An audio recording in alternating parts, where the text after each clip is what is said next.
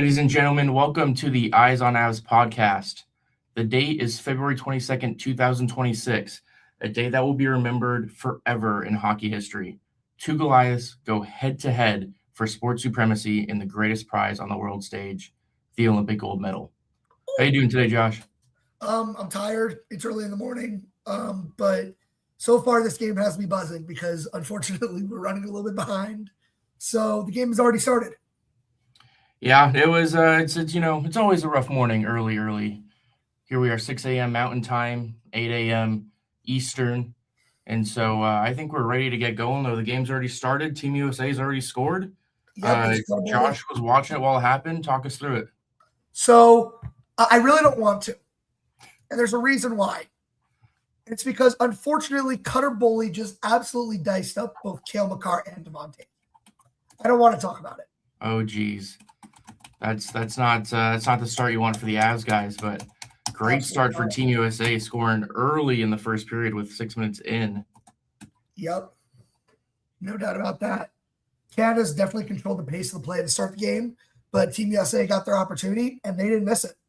They are 1-for-1 on the game, which sounds like a Jordan Binnington save percentage. I mean, whenever Binnington's in net, you don't know what to expect. All Blues fans know it. All hockey fans know it. It can either be a 50-shot shutout or even worse, a 50-goal. There it is. There's a save for Binnington. All right. Let's see. Let me see if I'm live. I'm not live. Wonderful.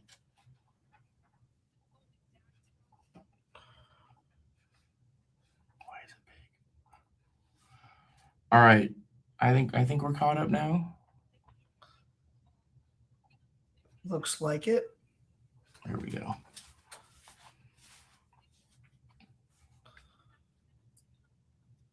All right, let's get this started. So we are streaming live on both our Twitter and YouTube page.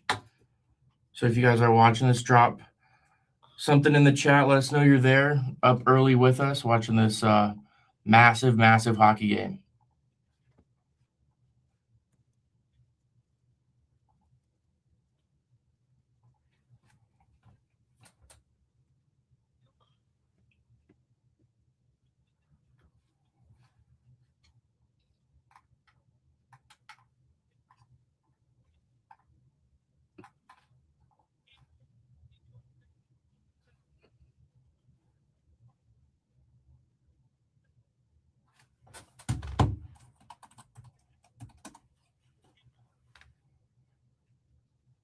There's Link.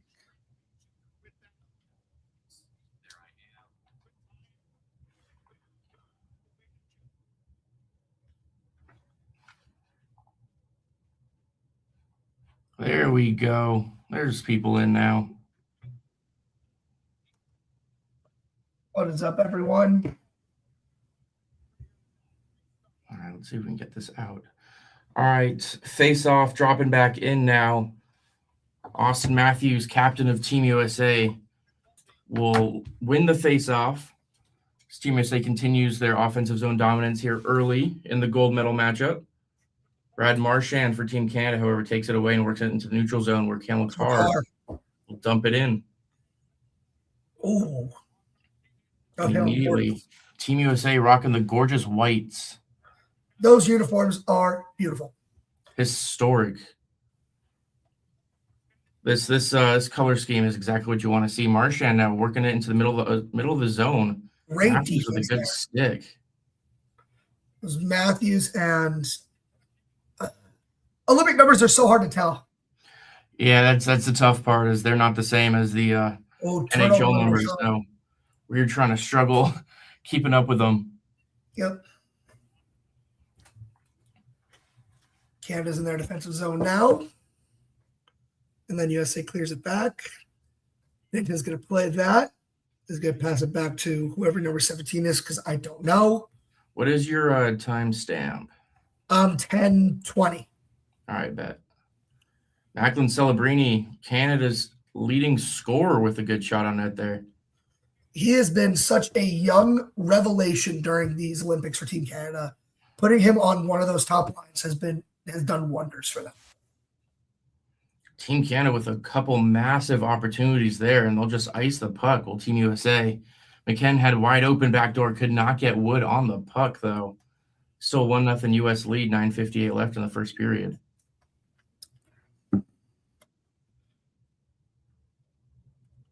So they're showing Austin Matthews talking about captains. So we got to talk about what's going on with Team Canada's captain.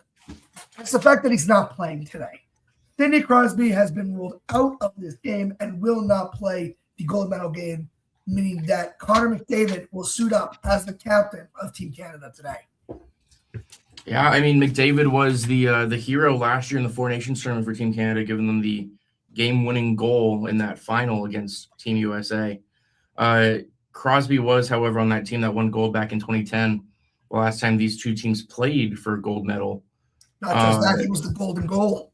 It was. It's one of the most important goals in hockey history, and everyone knows that just by the name, like you said, the golden goal. Oh, good opportunity there. However, McDavid is still one heck of a player. He's led the league in scoring so many years, and he's matched Crosby in terms of point percentages, but when you don't have your guy from Canada who's been out there for decades with you, it's tough.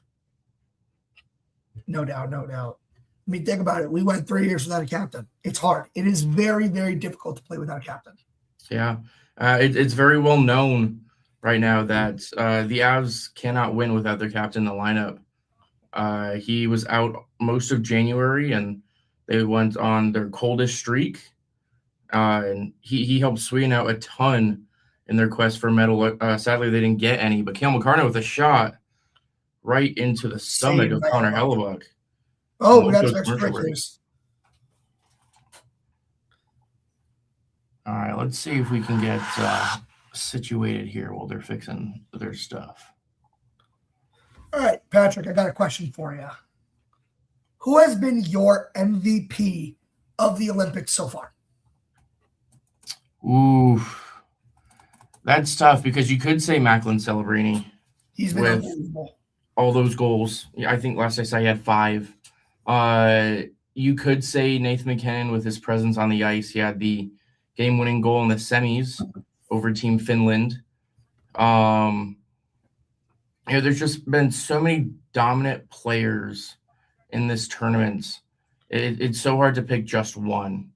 Quinn Hughes has played really well for Team US. Brock Nelson has a couple goals for Team US as well. So it's really hard to pick right now. I think it'll go right down to the wire, and they'll decide today. Absolutely. There's one person you're not thinking of, and it's not a player. It's not a coach.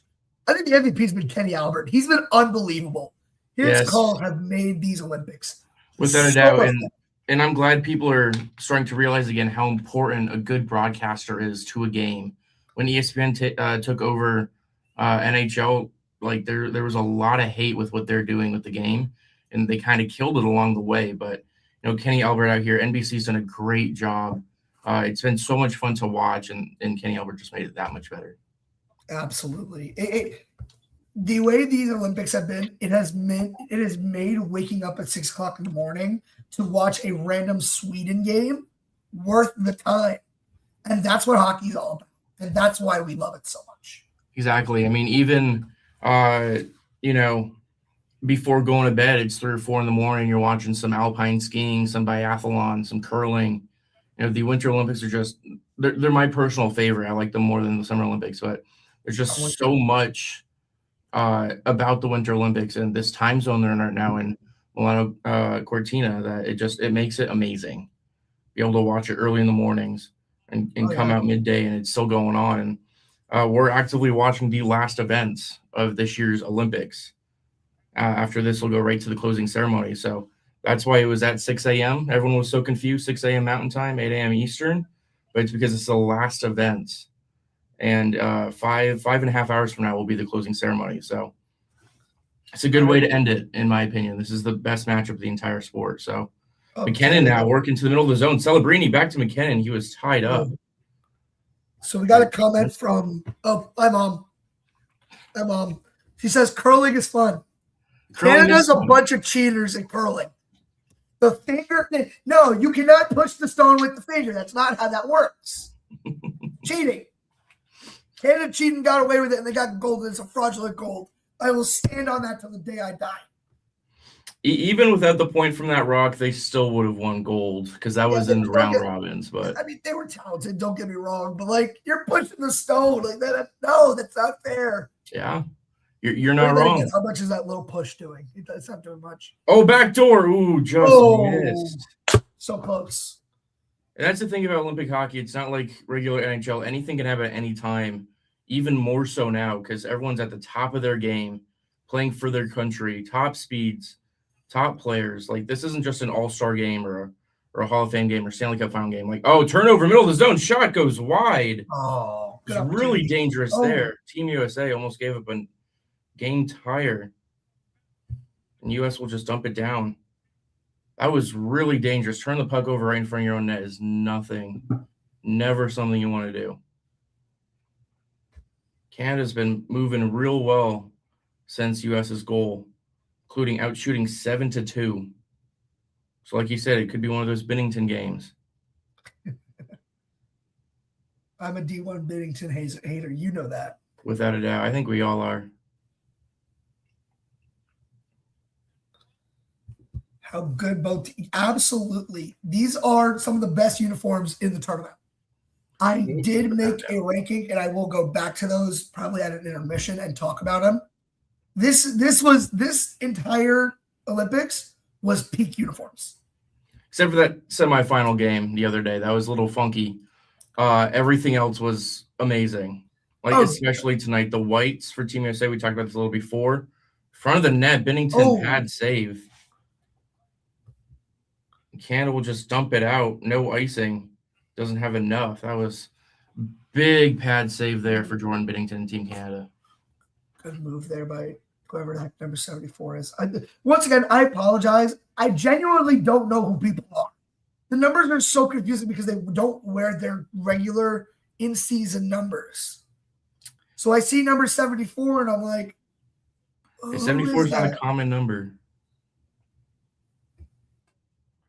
Team USA now Getzel hops over his stick. Canada will get out of the zone. Racing in McDavid now. He'll get it. He'll try and find McKinnon. He'll try and get it right back in front for Celebrini. It's taken away by Team USA. The top line for Canada has had multiple chances here in the past 5 minutes even, and they're going to try and get back in. McDavid could not get the puck deep, though. USA has it. Board battle in the neutral zone, and McKinnon will reclaim. And Sanheim dumps it in. McKinnon now up top. Looks for the trailer. Sanheim shot glove saved by Hellebuck. Hellebuck. Can we talk about his mask real quick? Holy cow, that is unbelievable design. 100%. That man knows how to wear a helmet. Oh, Pokemon intermission report. I can say that because I'm not getting sued.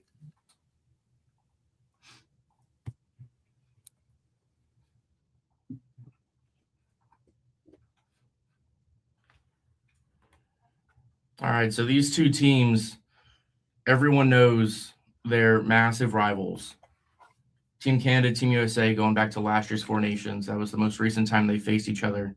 Before that was the 2014 Sochi Olympics. Sochi. Canada took it 1-0 in the semifinal matchup. That year, Team US behind Jonathan Quick did not medal in hockey. They finished fourth. I believe Sweden, Russia, and Canada finished in order there for medals, with Canada taking gold.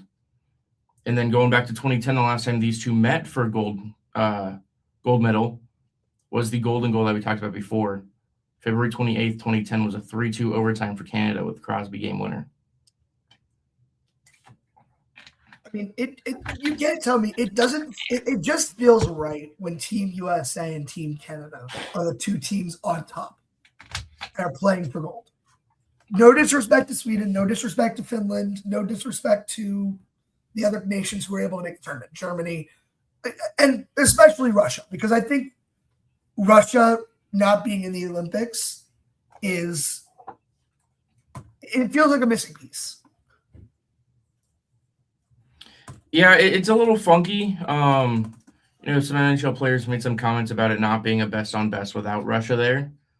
But at the same time, like there's nothing you can really do about it at this point. Yep. I don't disagree.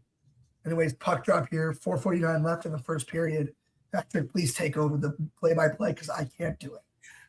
Quinn Hughes moving through the middle of the zone. USA's top line out there with the Tkachuk brothers and Eichel. Eichel has it now. Matthew Tkachuk in front of the net. That one goes wide. Devon Toews corrals it and tries to toss it out. Brady Tkachuk with a good glove there. And Matthew Tkachuk will just dump it on net. Binnington will cover it up. 4:26 left. That did not look like an easy shot. So, what type of coffee am I drinking? I am glad you asked. So, Team USA, Team Canada, as Avs fans, we kind of have split loyalty with this one. We've got 3 Canadians and 1 American. So, I wanted to do my best to try to represent every nation I could. So, the way I'm doing that is with 2 different coffees. In my left hand, we'll start with in my right hand. I've got just a regular coffee blend from America. And in my left hand, we've got Tim Hortons. Because as much as I love America, Tim Hortons is superior in every way, shape, and form. That is a statement, good sir.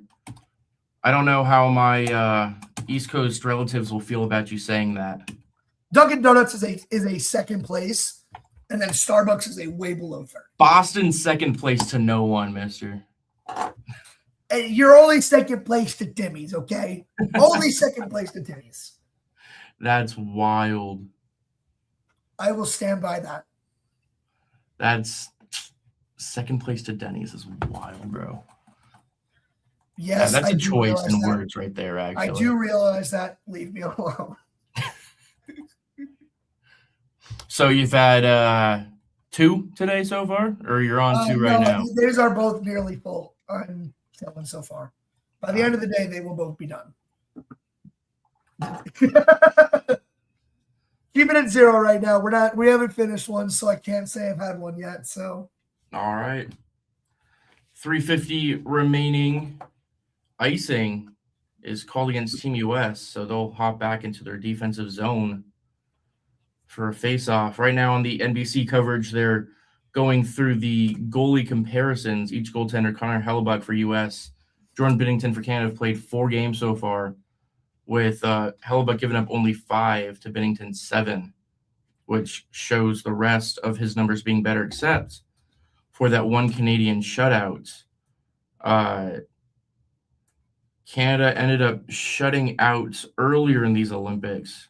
Let me see, I had it right here. Give me 1 second. Shut out Czechia on the 12th, their first matchup of the group play. So outside of that, I say U.S. has the edge in goaltending. They have the reigning Hart Trophy winner and Vezina and Connor Hellebuyck. And, Jordan Binnington got hot last year, but it's a little different right now. So Team USA now looking to exit the zone. Brock Nelson with the puck. He's moving to the middle of the ice, going around Theodore. And that shot goes wide, and it looks like a penalty will be called against Canada. My guess is a hook. Brock Nelson doing the dirty work and getting a penalty called as U.S. will head to a power play.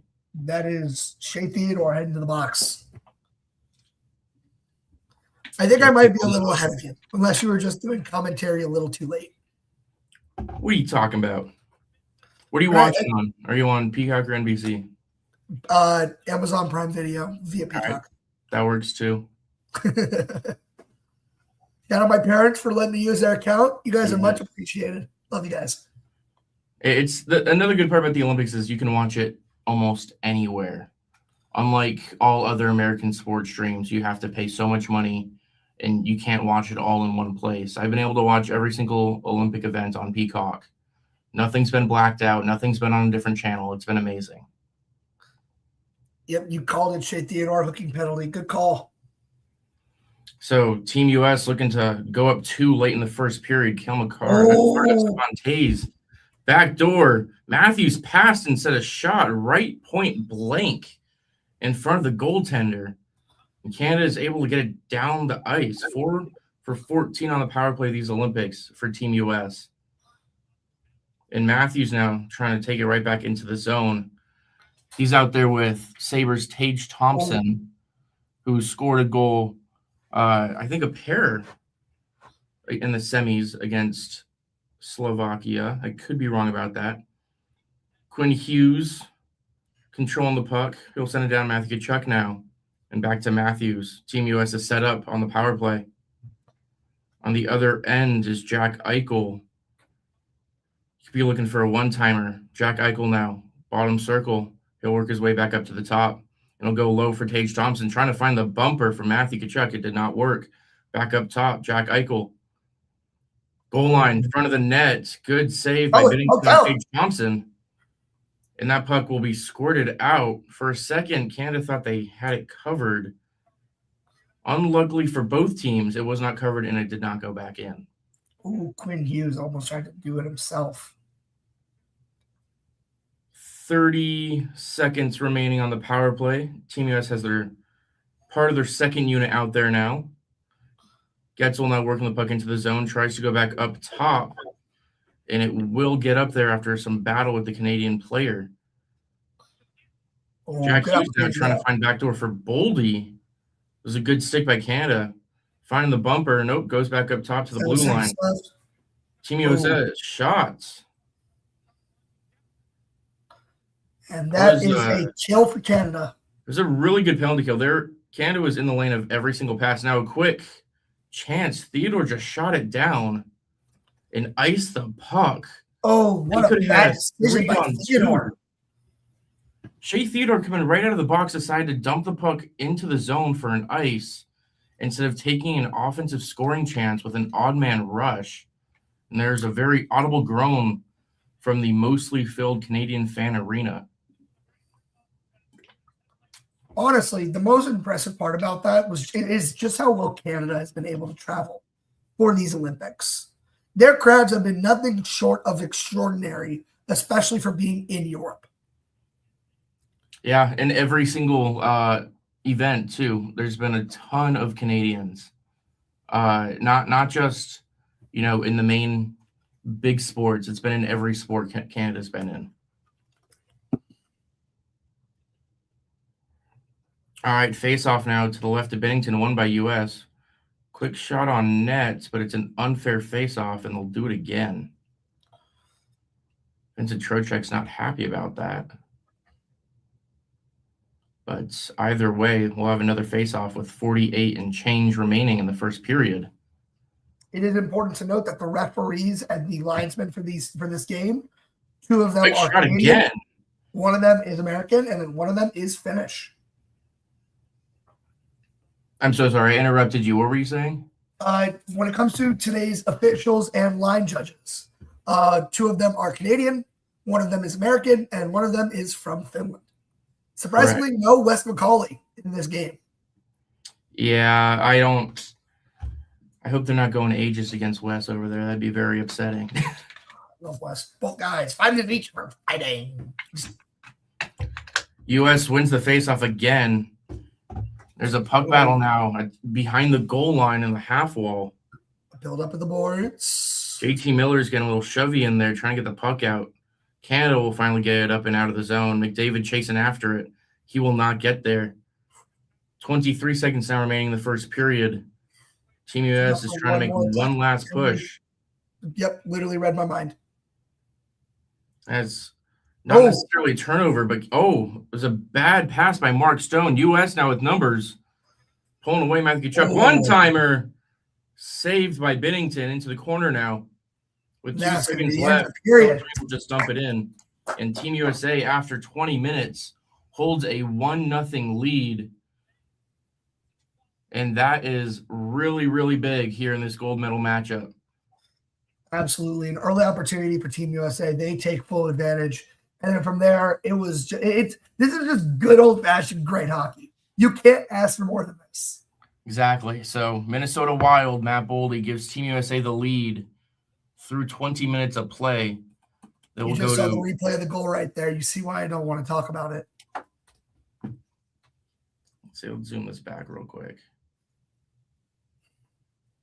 Yeah, the fact that Matt Boldy was able to get through the two best defensemen in the NHL and then dump that right through Bennington's 5-hole is absolutely insane.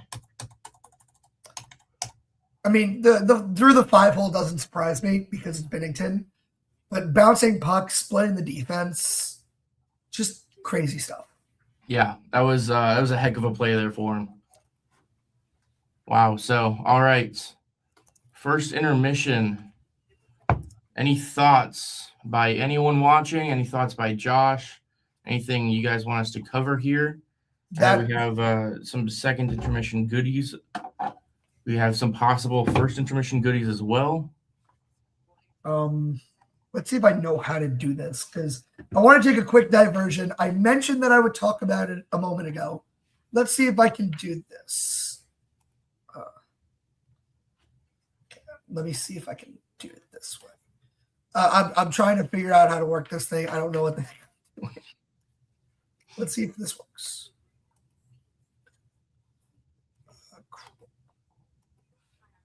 Perfect. I think I got it. Can you see my screen?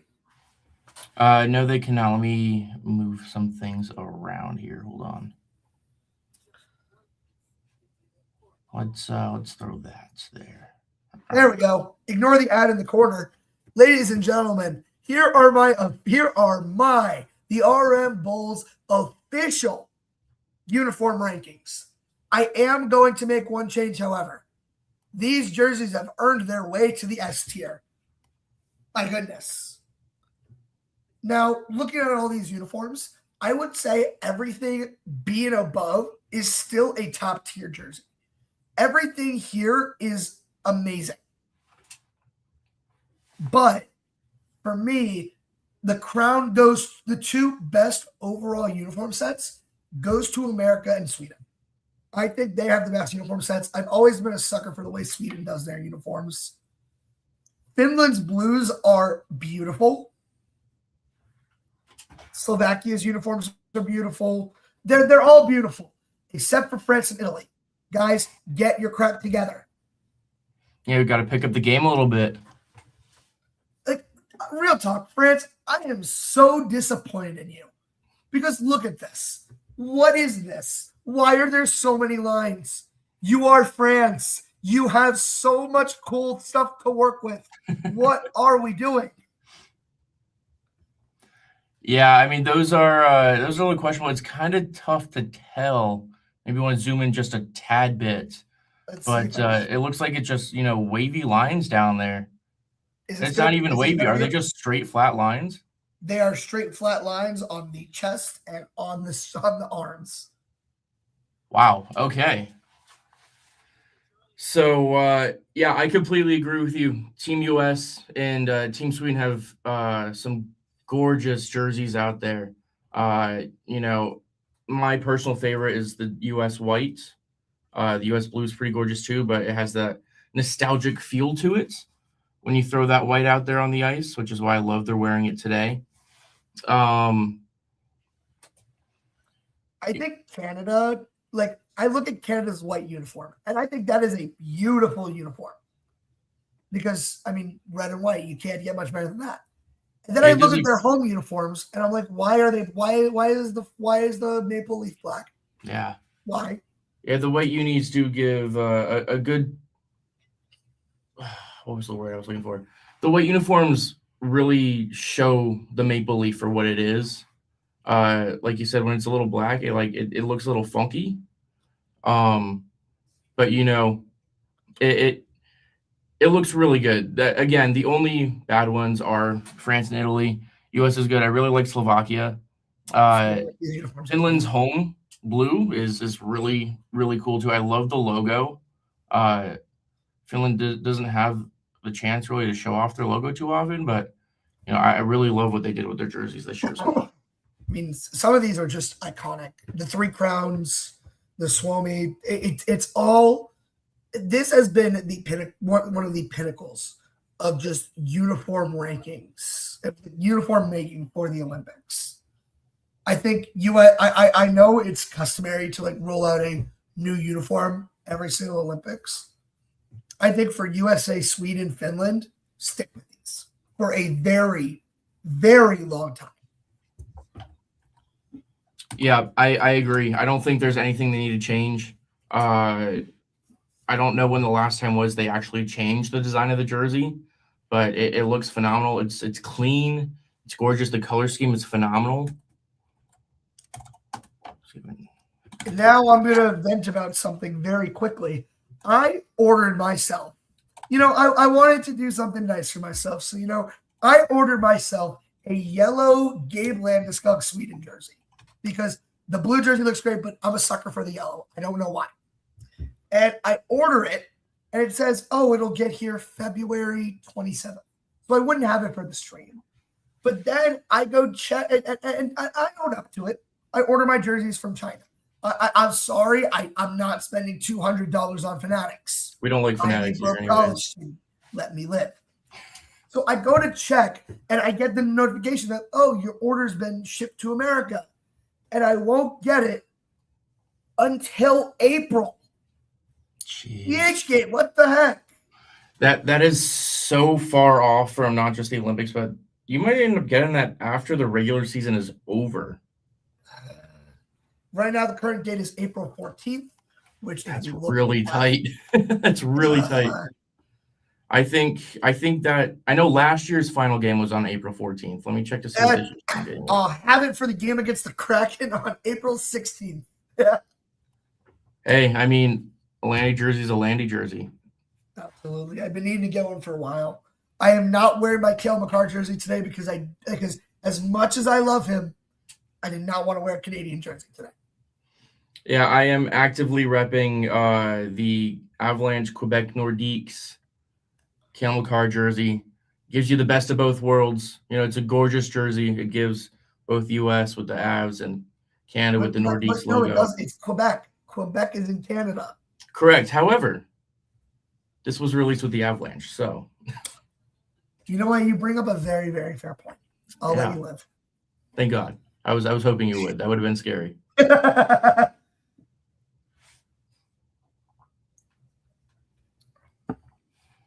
All right, let's see. I'm going to go ahead who all is out there today. How's everyone doing on this fine morning? 6:55 a.m. Mountain Time where I'm at. Bright and early 8:55 for Josh. Honestly, during football season, I always get frustrated with being in the Eastern time zone because, why does the game end at midnight? Why does Sunday Night Football end at midnight? It is moments like these that I am happy to be on the East Coast because it means I don't have to wake up at 5 a.m. See, me personally, Mountain Time Zone is the greatest time zone for football. And, we haven't really seen you guys since the football season ended. But, it was a good year for football for a lot of Denver fans. And it was a really good AFC championship game for me. So silence with you. Silence. I'm looking forward to playing a healthy Bo Nix, though, in hopefully November, December area. I hope they don't schedule us a little early, but week 1, deal with it. Okay, so I mean, if you want to play week 1, I'll gladly play Jared Stidham again, but it's up to you. No, apparently he'll be ready for preseason, so I don't believe that. With his ankle history, I don't think he's going to be a timeline guy. Yeah, true. But you know what? Let me live. Let me enjoy. We'll see. It's at Gillette this time, so no complaining about weather when you guys lose again. Okay, moving on. What do you wait? Okay, time out. What do you mean complain about the weather? The weather affects both teams. I'm not blaming the weather for losing the Patriots in the AFC Championship game. I'm blaming it on the fact that we didn't have our starting quarterback, and you know that. Wow, imagine placing the blame. I did see someone on Twitter earlier this week saying Mother Nature hates the Denver Broncos because it has not snowed in the Denver metro area since the AFC Championship game. Fun fact, according to reports, aka friends I talked to, it snowed yesterday. Yes, I did hear. I did hear from a little motherly report as well.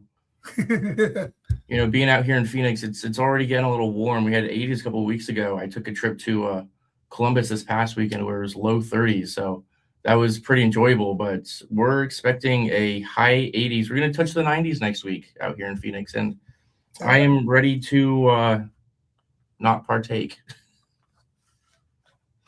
We are looking at a cloudy day here in Tampa, high of 75. Weather is going to drop tremendously tomorrow, only a high of 54. What? Why are you getting? Well, it's gonna rain. It's gonna rain and be windy today. And then by next Sunday, it's gonna be back up to 84 degrees. So yeah, next Sunday we're at 90, so that's not enjoyable at all for me. But then again, you got to remember, I have to deal with humidity. Yeah, but you know, still.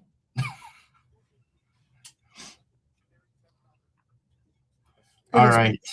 So, medal count so far.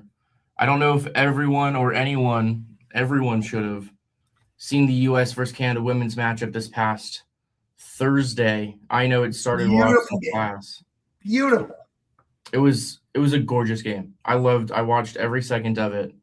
It was everything you want from a gold medal game, especially in hockey, and those women showed off. So I have pulled up the medal count, and I can't lie, this is my first time actually looking at it in a little too long. That's on me. I've been kind of busy. And to my surprise, the quote-unquote winners of this year's Olympics will be Norway. Yes. Norway is always a very good Winter Olympic team. You know, they lead the pack with 41 heading into the final event, and U.S. is just behind with 32. But you know, Norway leads not only with overall medals, but also in gold medals at 18, with the next closest being U.S. at 11, and tied for the most silver medals with 12 with U.S., and then third in bronze medal with 11. So it's an extremely good showing from Team Norway this year. They dominated the Olympics once again, and they're walking away with a lot of hardware. Absolutely. Very impressive work from both the Netherlands and Italy, who both ended up with 10 gold medals. Germany, France, and Sweden all ended up with 8. A couple surprising goals, 2 golds for Slovenia, 3 golds for Great Britain, a gold for Brazil, and a gold for Kazakhstan. Very, very intriguing.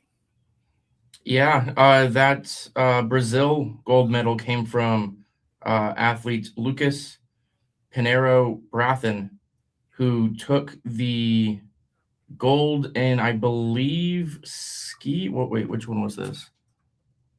Men's giant slalom.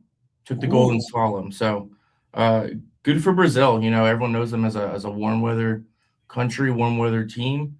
But you know, when you can come to the Winter Games, take a gold, it's phenomenal. Two Norway stars led with total medal count. Norway's, I'm gonna butcher the name. I apologize.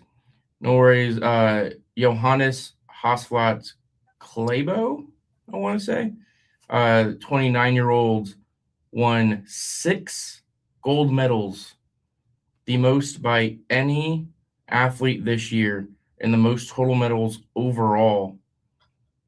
He absolutely dominated the mountain this year. He's a skier. I don't know exactly which one he won for. All of them. All of them. He won every single ski competition, and you can't tell me otherwise. It looks like cross country was his main. He won 10 kilometer interval, 4 by 7.5 kilometer relay, 50-meter mass, skiathlon, men's sprint, and men's team sprint. So cross-country skier, very, very fast on those skis. I do not want to race them at all. No, thank you. Nope. So follow-up question to that. What has been your favorite story from the Olympics? So I was live and watching at 4:30 in the morning when Michaela Schifrin hit her final run. That was a tough one to watch. Coming in 9 days after tearing her ACL, she had the third fastest practice time, and then came in a couple seconds in. She clipped one of the flags and took a nasty spill. And Oh, that was Lindsey Vaughn. oh, sorry, Schifrin won the other day. Lindsey Vaughn. My bad, guys. You're There's good. so many I wanted to make sure that we dominant weren't women spreading skiers. misinformation that Michaela Schifrin tore her ACL. Yes, Michaela Schifrin is fine. She is healthy, and she has brought gold back to the United States. correct. Yes, Michaela Schifrin's phenomenal. She won earlier this past week, but Lindsey Vaughn at the beginning at 4:30 in the morning. But she completely destroyed her leg. She's had so many surgeries on it. That's probably it for her Olympic career. But, just the effort she put into it, even with a torn ACL, to go out there and be like, I'm going to hit this slope. I'm going to go down this mountain. I'm going to hit 77 miles an hour, and you're not going to tell me otherwise. And that just embodies the U.S. spirit of, I'm just going to keep going until I can't anymore. That's what this country's been doing for decades and centuries. And she went out there and she showed it on a national stage. She didn't get the outcome she wanted, but I love all our women skiers. They're amazing. Absolutely. For me, my favorite story, we're going back to the ice, but we're not going to talk about hockey. We are going to talk about women's figure skating. Alyssa Liu, what a story. She made the Beijing Olympics in 2022. Quit because she just wasn't feeling the love of the game. And then takes some time off, figures out what she wants from life. Mm-hmm. 2 years ago, she's like, I want to do this again. Her coaches tell us it is a near improbability that she would ever skate in the Olympics again. She brings home gold for Team USA. Yeah. Absolute cinema. Absolute cinema. And that's the only story you can find in the Olympics. You won't find anything like that anywhere else. Like, what this national stage does to a person to bring everything out of them, to give them every ounce of strength, every ounce of energy, and some, to have a full 110% to go out there and not just represent yourself, but your country, and trying to win everything you can. That's what's so special about the Olympics. And I love to watch it. I'm so sad it's ending today. It's been a phenomenal couple weeks. Summer games will be in LA in 2028. And then winter games are going to be back in Utah in 2034. So we got to wait 8 more years for it to be out here in the U.S. But, it's just good taking stuff. the face off, and we are underway in the second period of the gold medal game. Patrick, please take back over. All right, let's get the. Oh, and they gave me an ad. Fun.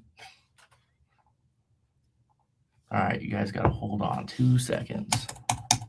I go with the shot, deflected. That is corralled by, I think that's McDavid over there. Guys, you got to remember, Patrick's a professional with this. I'm just a business major. All right, Team Canada trying to get it out of the zone. Eichel will take it over.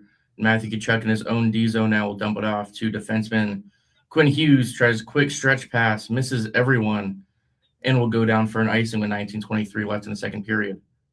Okay, I'm a little ahead of you, so I'm gonna pause the screen when it's almost time for the puck to drop, and I'll just wait for you to say the puck drop. All right, perfect. Because right now they're showing a replay. They're showing Austin Matthews. And for those wondering, yes, I am a hockey play-by-play broadcaster. My last game of the season will be this Friday if you want to tune in. And the puck is down. He's worth the time. It's good stuff. And we have some jawing going on. I think it was an illegal face-off. I don't believe a penalty was called. It's too quick for a penalty. But it's Tom Wilson on the ice, so you never know. That is true. I think it was a quick offside. I think the puck squeaked out and came back in. It's really weird. A big story about hockey before the Olympics started was the ice in the arena. The arena wasn't fully finished until around a week before the game started. Same going for the ice. They were just testing the ice a month before the Olympics, and they had some problems with it early on. But the blue lines are not measured properly. So you have an extremely small neutral zone and massive offensive zones. So that was a big story for men's and women's hockey coming into it. But it hasn't seemed like that much of a problem, if I'm being honest. Not really. Honestly, the teams have kind of just adjusted to it. It's looked like a regular game of hockey. I've had no complaints. I agree. Especially for something that honestly could have been a big deal. It really hasn't been. Yeah, the ices looked really clean. I haven't heard any complaints from any of the players or any media members online. So McKinnon now working back into the zone, gives it to McDavid. Quick shot. Oh, it just goes wide of the net off the cheater of Hellebuck. Still 1-0 US. That was really close. What did you call Hellebuck? The TV angle just went right off the side. Now Makar with it will get it down low for McDavid. He'll shoot it around the boards. And US will get it up and out of the zone. Working middle ice. Trying to find a backdoor pass. No one there. Oh. Matthews with it, and he loses it. I can't tell. Just like you said before, it's tough to tell who these players are. Zach Rowensky, quick shot goes wide.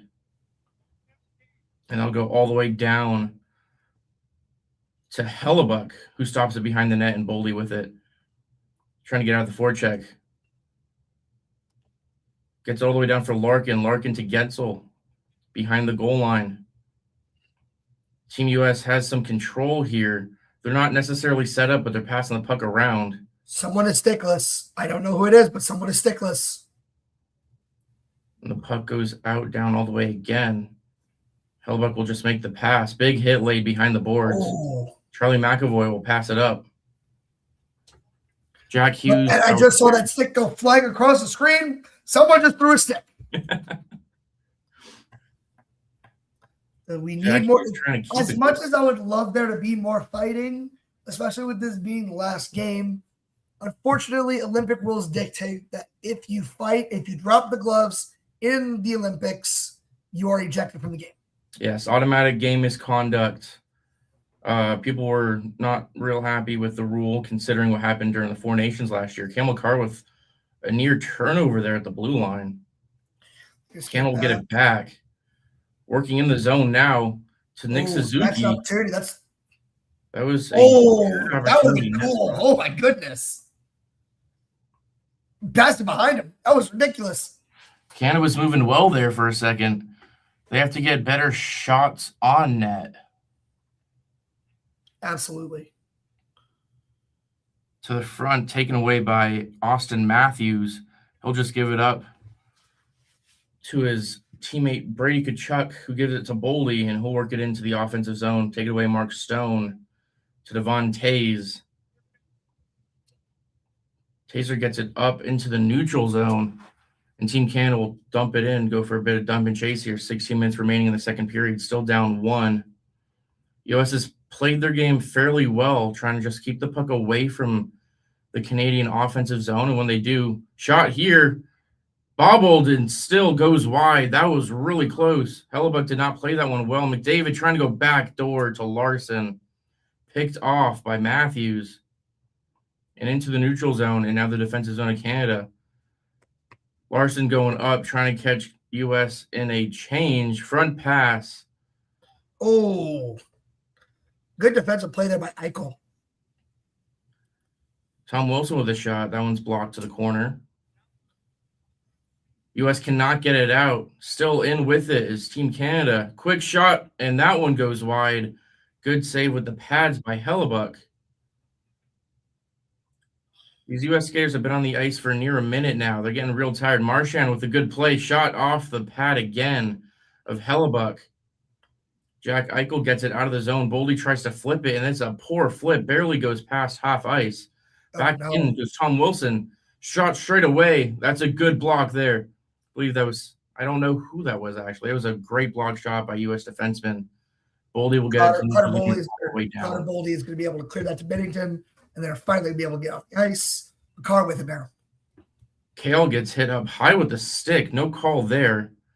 He worked it all the way behind the goal. Tries to get it out in front. No good there. U.S. with the quick triangle defense there. Opportunity now for Canada, and that one goes right off of Hellebuck, who stood his ground at the short side post, goes right off his chest. Oh, wow. That was a great Turnover by Tays. Shot goes wide by Nelson. Good save by Binnington. Tays just gave it right to him, and there was no one in front of Brock Nelson. Now Canada the other way. Shot goes over the top of the net. This has been one of the craziest sequences I've seen. Fast pace, fast moving, Olympic hockey. Shot blocked.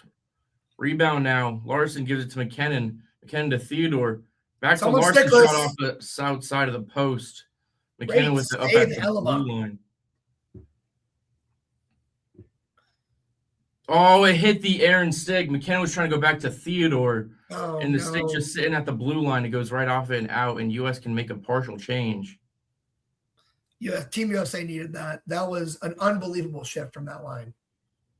Now back for McKinnon, McDavid, and Celebrini top line for Canada.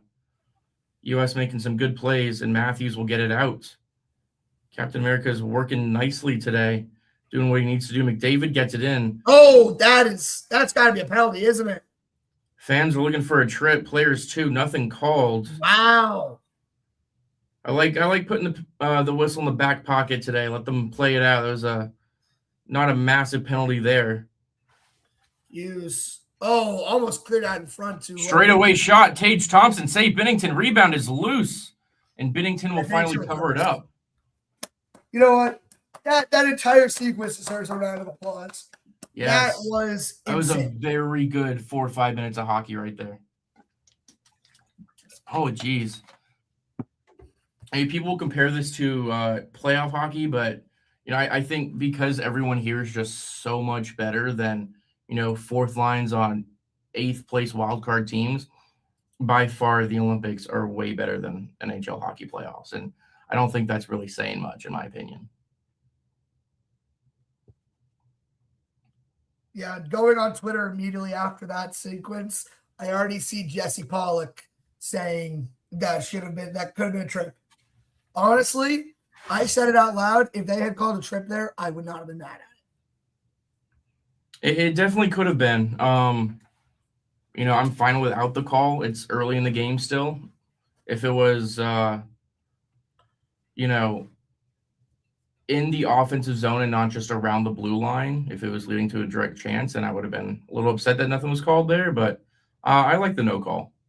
Yep. A great tweet from Jay Recker here, from the host of the Jay Recker podcast. The U.S. can't turn into Finland right now and just pray that one goal is going to be enough. This ain't USA Saros in that. As good as Connor Hellebuck is, you have to keep the pressure on.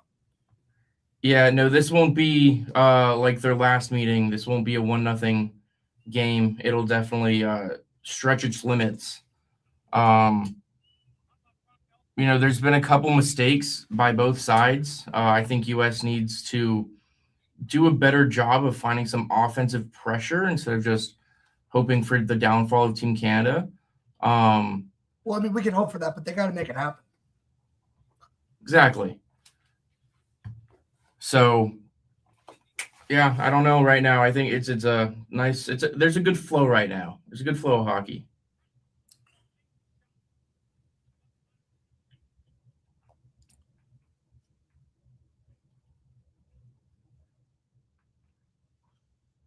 Nelson in the full fish tank. What was that?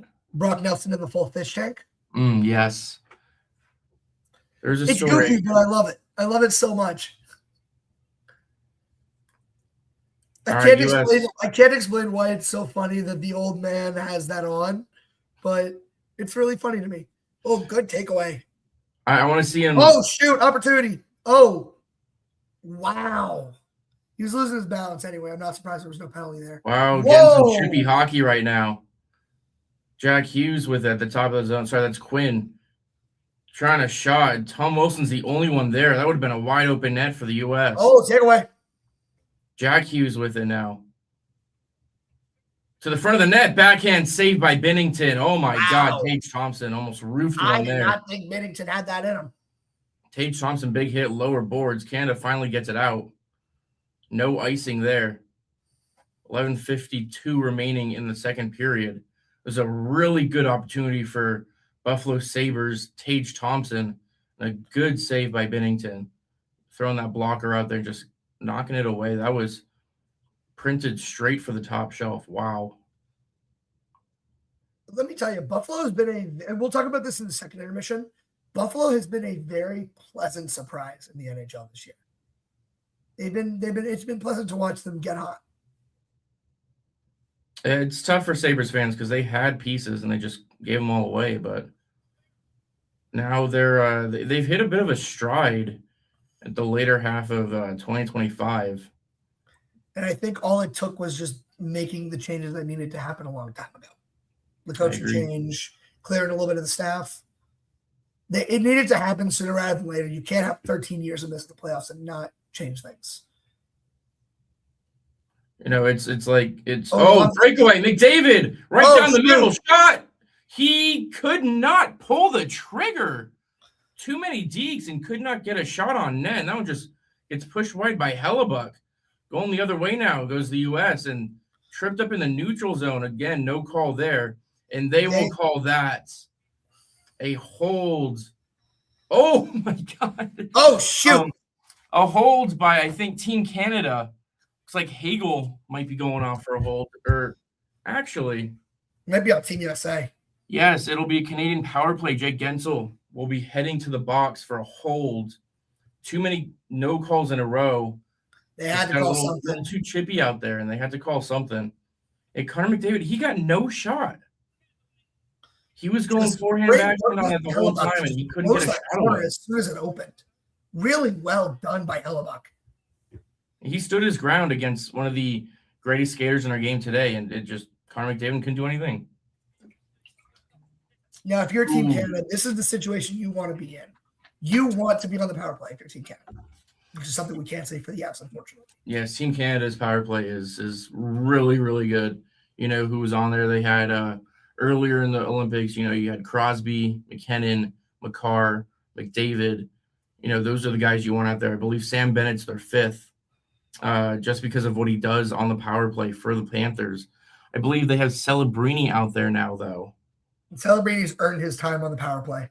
He's been incredible this entire Olympics. I believe with Crosby out, Celebrini takes his spot on the power play. I haven't seen Sam Bennett yet, but I do believe he should be out there. No, sorry, Sam Reinhart's the other Panther. And Canada will be going on a 5-on-3, a hook. Oh, no. Princeton, no.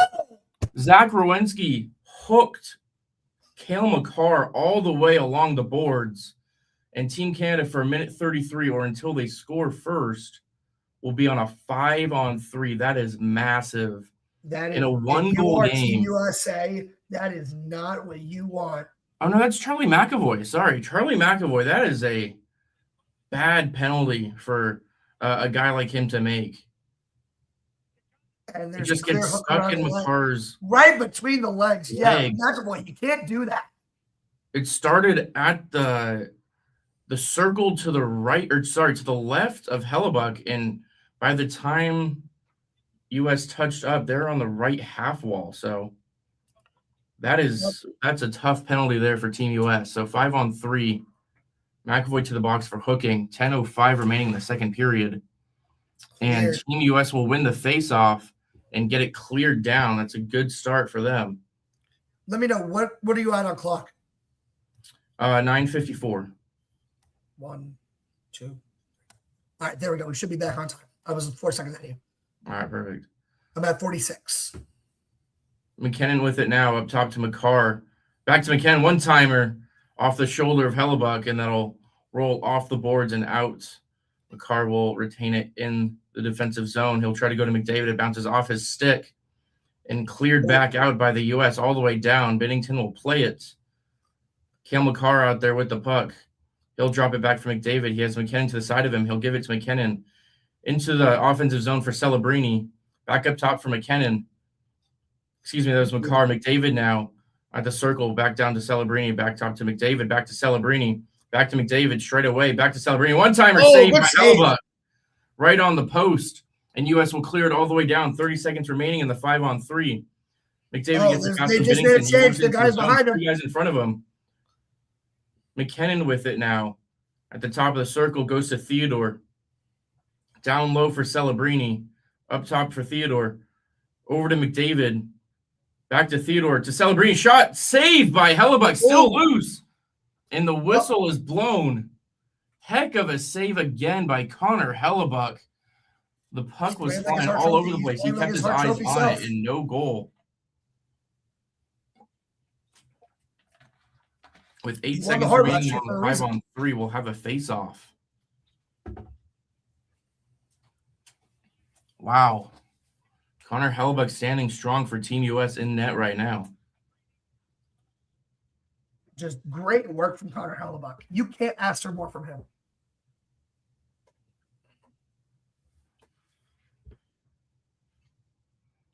So it looks like the officials are checking the clock. They add 2 seconds back on, so 10 seconds remaining on the 5-on-3. 8:42 in the second period. Canada will win the faceoff. Makar straight away, no one in front of him. He gives it off, gives it back to Makar. Down low, looking for Marchand. Backdoor goes off his stick and away. Makar again, straight away, shoot the puck. Passes it again, 5-on-4 now. Shot, save against Marchand.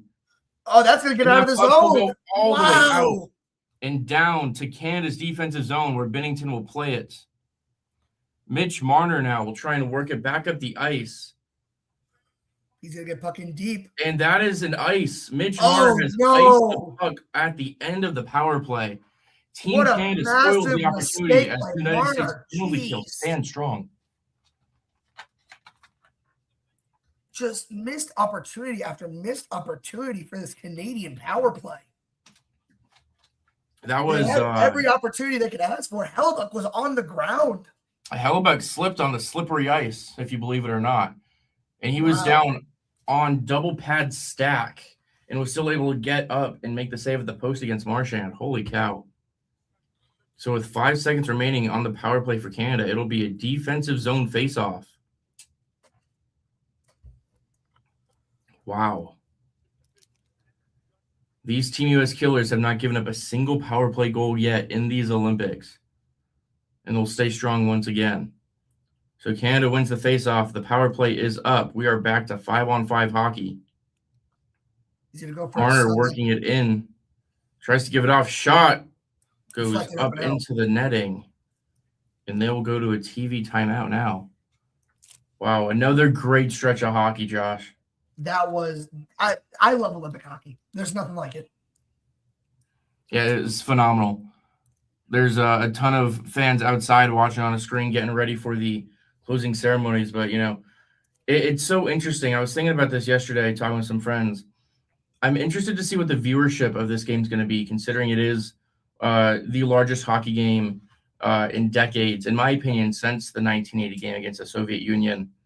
But it is at such a tough time for the two countries that these two teams are playing in,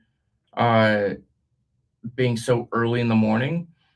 I would like to see high viewership numbers. I think there could be, but I don't think it'll be anything as record-breaking as they're hoping for. People are up and at 'em for this game. Yeah, I know personally, I did not sleep at all last night. I was ready for this. I was prepared. You know, I think that's the best way to do is on no sleep because you're just working straight out of your head. Fair enough. All right. So I wanted to do something special for this game, and I'm only doing this now because I'm really, really hungry and I want to eat it. So I decided to get myself a Canadian candy. Oh, those are so good. They are? They're so good. It's a Nestle Coffee Crisp. We are going to try it live on stream because I don't eat Canadian candy because I'm American. So it looks like a normal chocolate bar, so I have no clue what to expect.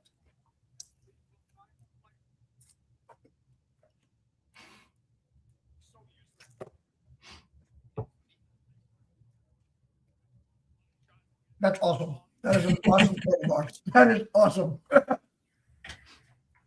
Hey, Canadians, they do have some good sweets out there. I went to Vancouver in 24, and they have some phenomenal stuff.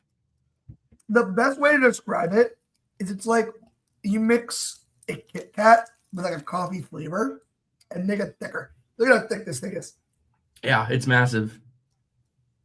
But that is tremendous. Oh, geez. Tom Wilson almost just got his head chopped off during an icing call. Oh my God. As Charlie McAvoy had to jump over him because Wilson ended up on the floor. Yikes. All right, well, back to the coffee candy. Ketchup chips, that's a good point there. I may not have ketchup chips. All dressed. Something else. Ketchup chips are pretty good, but I do have a different Canadian style Lay's chips that I'll pull out later. So 7:28 remaining in the second period. Team Canada has it in their defensive zone. Cannot clear. Straight away for Matthew Tkachuk. Puck bounced on him. Still rolling, too. And it'll go out of the zone for Hagel trying to get down there. United States will recover for Austin Matthews. He'll chip it into the zone. Going to Chase. And Canada will just chip it back out. United States passing the puck back and forth in the defensive zone.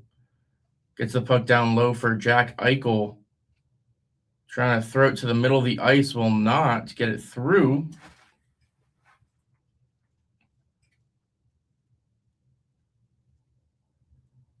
U.S. has their top line on the ice as Canada tries to get their top line out there.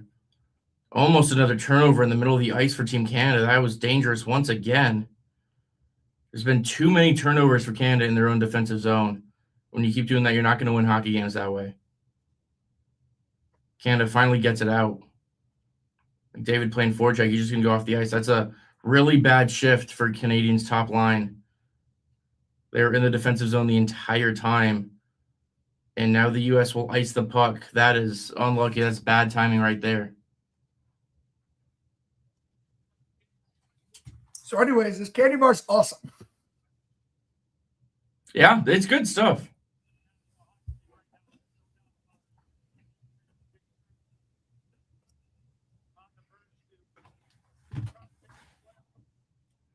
All right, so 6:05.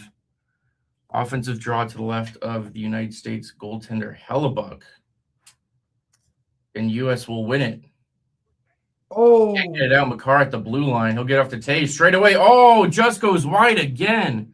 Hellebuyck could not get all of it and just goes off the side of the post. Rolled right by him. Team Canada trying to get to the front of the net. And they'll work it around Makar. Trying to get it down low. Tipped. Saved by Hellebuyck. Can't get it out. Suzuki back to Makar. Down low. Oh. Back door goes wide by Devon Taves. That was almost shoved home.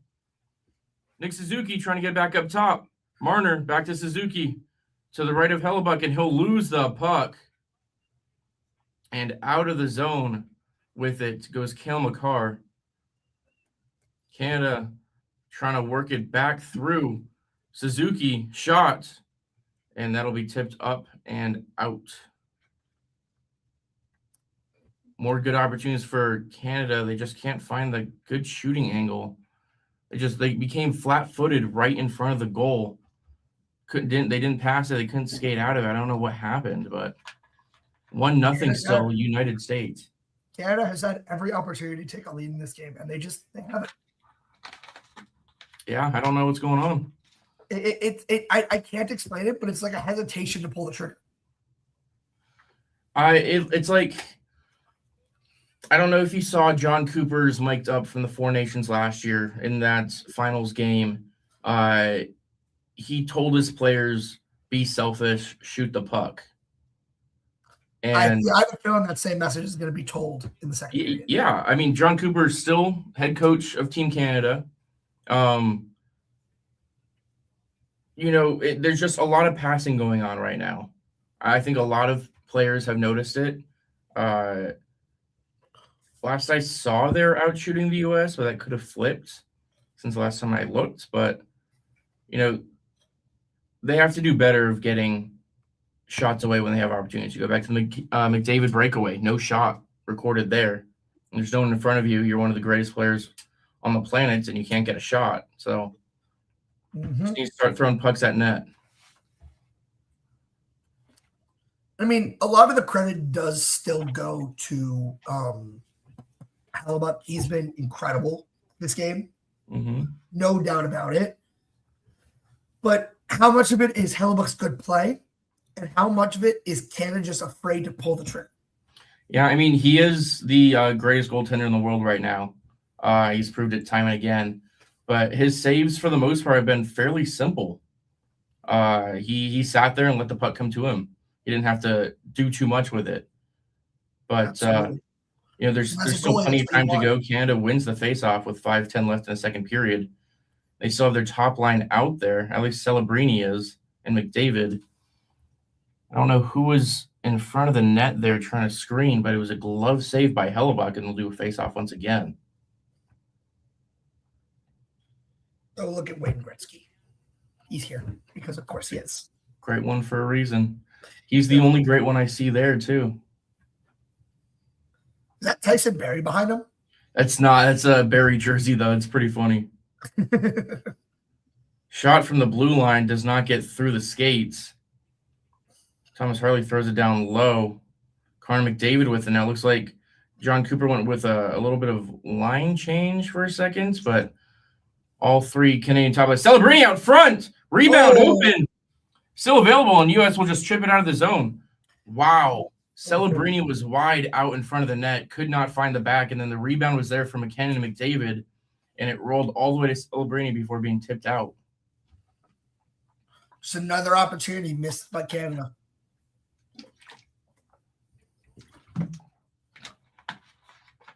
No ice there. Team U.S. in their own D zone. Quinn Hughes with it. Forecheck by Matthew Tkachuk and Sam Bennett. Hughes to his brother Jack. Now Dylan Larkin working it in. To the right of Binnington, taken away by Tom Wilson. He can't chip it up and out. Battle for it at the boards now. Tage Thompson comes away with it, and he'll go behind the net. Cut off there by Sanheim. Good play by Canada. And Drew Doughty will take the puck up. Stretch pass to Tom Wilson and put right into the zone. Canada, and goes right through Tom Wilson's stick and all the way down for Cale Makar. As they'll have to reset and hop back out. Forecheck there by Jack Hughes. Stretch pass goes up to the middle of the ice. Cale Makar with it. We'll go to McDavid. Back to Makar. Loose puck in front of the net. Squirts away. Devon Toews. Back to Makar now. Other side to McDavid. Back up top to Devon Toews. Canada's set up right now. Toews to Makar. They'll switch. McDavid as well. McDavid with the puck. Going down behind the goal to Makar. Shot right into the chest of Hellebuyck. Damn. And Makar gets shoved right into the boards by Matthew Tkachuk. We got a scrub. Provocation. I don't know. That's probably the wrong word. I do not care. It's early. Do not worry about the language. It is 7 o'clock in the morning there. 9 o'clock in the morning here. Cale Makar's still down on the ice on his knees. I mean, he got shoved by the face into the boards. He took a big high hit there. That's not. I don't like that. Whether it's an Avs player or not, I'm not a fan of that. Tkachuk has Brady Tkachuk skating around without a bucket on. Yeah, but give it a 2-minute minor. Needs the Jofa bucket on. See what happened here. Celebrini just had right in front of the net. Quinn Hughes was able to get his stick on Celebrini's stick before he pulled the trigger. Else he had a wide open net front there, and it went right wide. And they pass it right back to him and they hit him off the skate. Just great opportunity. Quinn Hughes made an impact. Jeez, Matthew Tkachuk was just that was Dylan Larkin actually that shoved him into the board. I mean, it was both of them. But don't touch my Tkachuk may have initiated the contact. It looked like it was a strong shove there.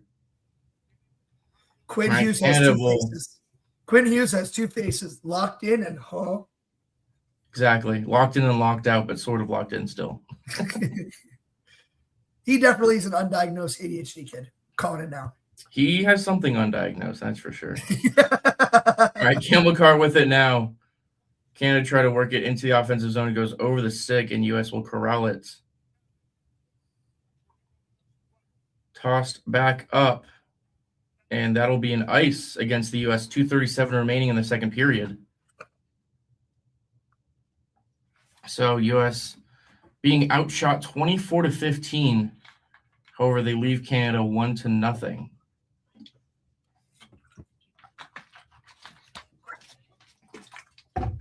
I hate it when I look down and accidentally press my little keyboard, my tracker pad, and it pauses the game. I love that. It's so fun. All right. Unfair face-off. Warning to Jack Eichel.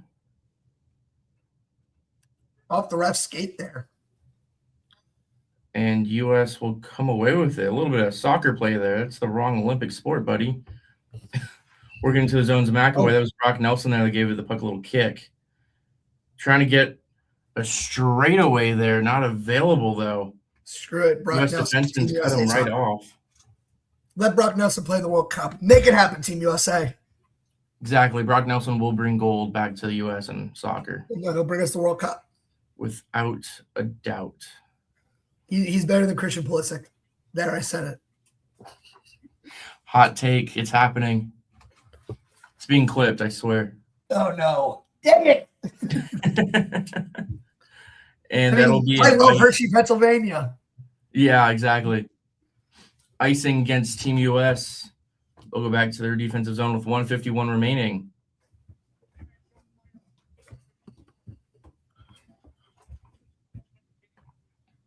Let's see.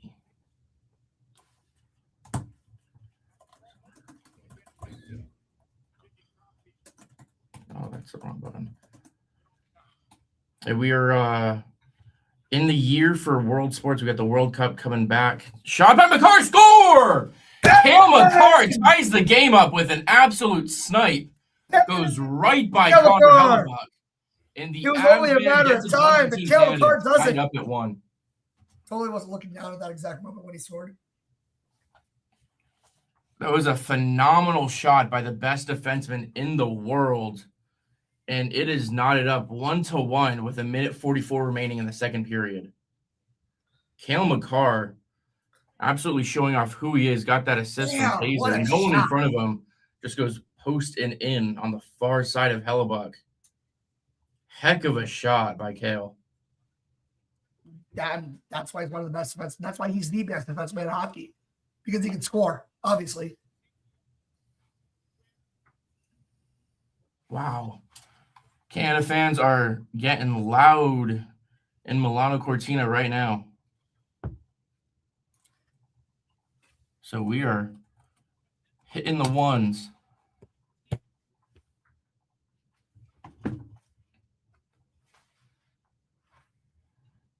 So right off the face-off. Wow. So the right winger, Canada wins the face-off, and the right winger completely compresses over to the far side, giving the entire short side of the rink wide open for Cale Makar to walk right in. And whether that's Cale Makar or not, you never want to give that much open space, especially when you have Cale Makar out there who can do so much with so much room. I mean, we'll talk about this during the intermission, but the Avs in general have had an amazing Olympics. Every single one of them. They've contributed a lot to every single team they've been on. Without a doubt, no matter what, the Avs will walk away with 6 total medals, which has a chance to be the most, I believe is the most by any NHL team this season. But, you know, they've made a massive impact. They scored for nearly every team. Every Avs player scored a goal after the first, I want to believe, like it's 5 days of Olympic hockey. I don't know if Kiwi scored. I think Kiwi assisted. I don't think Kiwi had the first goal for Finland, I do believe. Really? I do think so. He scored before Lehkonen did. I thought that was given to someone else. I know Joel Kiviranta gets overlooked by everyone, but as I said in our offseason last year, he's one of my top signings. So Ooh. McKinnon working the puck in. He'll just give it a shot. Goes right over the crossbar. That was really close. Hellebuyck didn't see it till the last second. Ooh. Brock Faber now working into the middle of the zone. Shot by Matthew Tkachuk. Wide open net. Jack Eichel couldn't put it away. 27 remaining in the second period. Up top for Quinn Hughes. He'll switch with Faber. Quinn Hughes is being hounded. Up top now. Brock Faber. Shot. Score! That is in. No call by the official, but I do believe that puck went into the net. 10 seconds remaining in the second period. The heck? I don't think that was directly off the post and out. I think that caught back bar.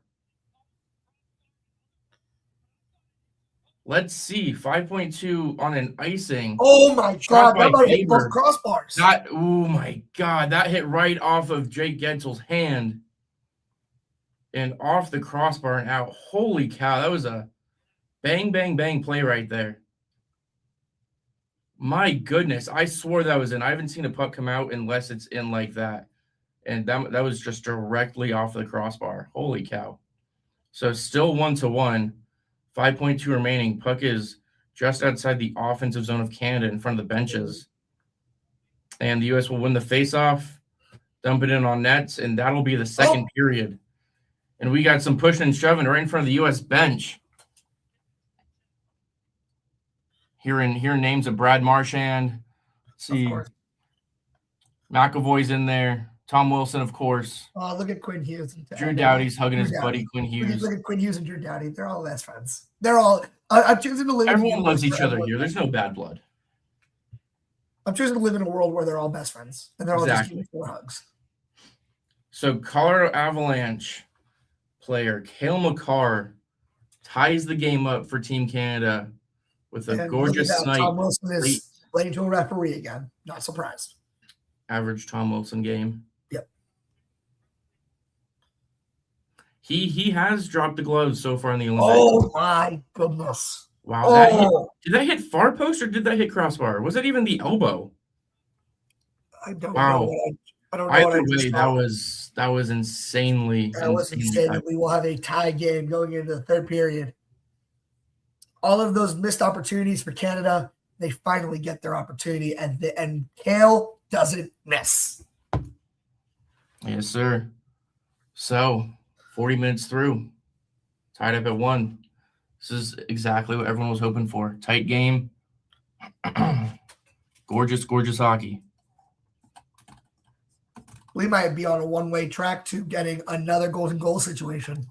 How these Olympics have played out, who needs overtime? You can just snort cocaine and jump out of an airplane on a motorcycle. Who needs it?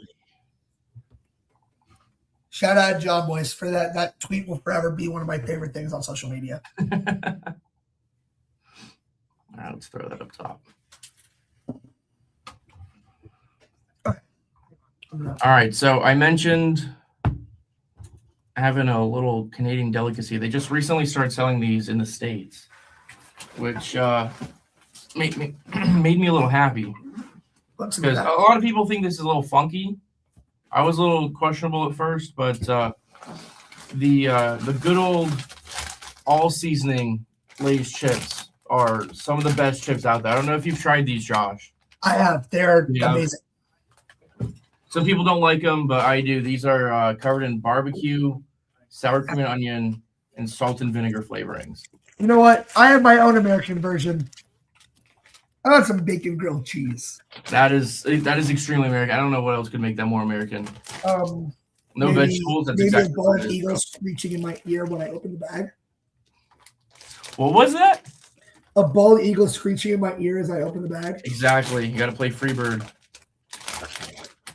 Wow. So I don't know. You guys haven't had these before. They're good stuff. Good stuff. Cheers. Yeah, it's pretty good. And then I had to cover the States as well. You know, we're repping everyone out here today. Oh, we did the same thing. And some of the best American snack food. All right, the Ding Dongs. and the Hostess honey buns. It doesn't get much more American than that. Maybe like a pound of cheese on a pound of brisket with, I don't know, a ton of random garbage on it. Deep fried and covered in sauce. Take some fries, take some cheese curds, take some gravy. Ah, crap, I just made poutine. Damn it. There's no way. That was a choice. Yeah, But we'll open it up to you guys. If you had to pick a snack food from Canada and US, which one would you pick? And if it's one of these, which one's better?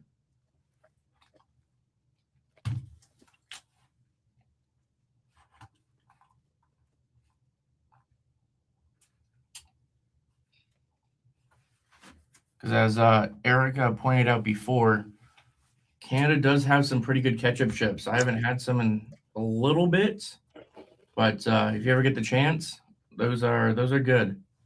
I know people get finicky with their chip flavors, though. So while you guys are answering that question, we'll pivot real quick. I don't know if you guys have been paying attention to 5280 Media's Instagram page and Rocky's now Instagram page, but spring training has officially started. yeah. Which means Rockies baseball is back. And I, for one, am super excited because it gives me a chance to go deeper into my baseball depression. Yep. But it's also baseball.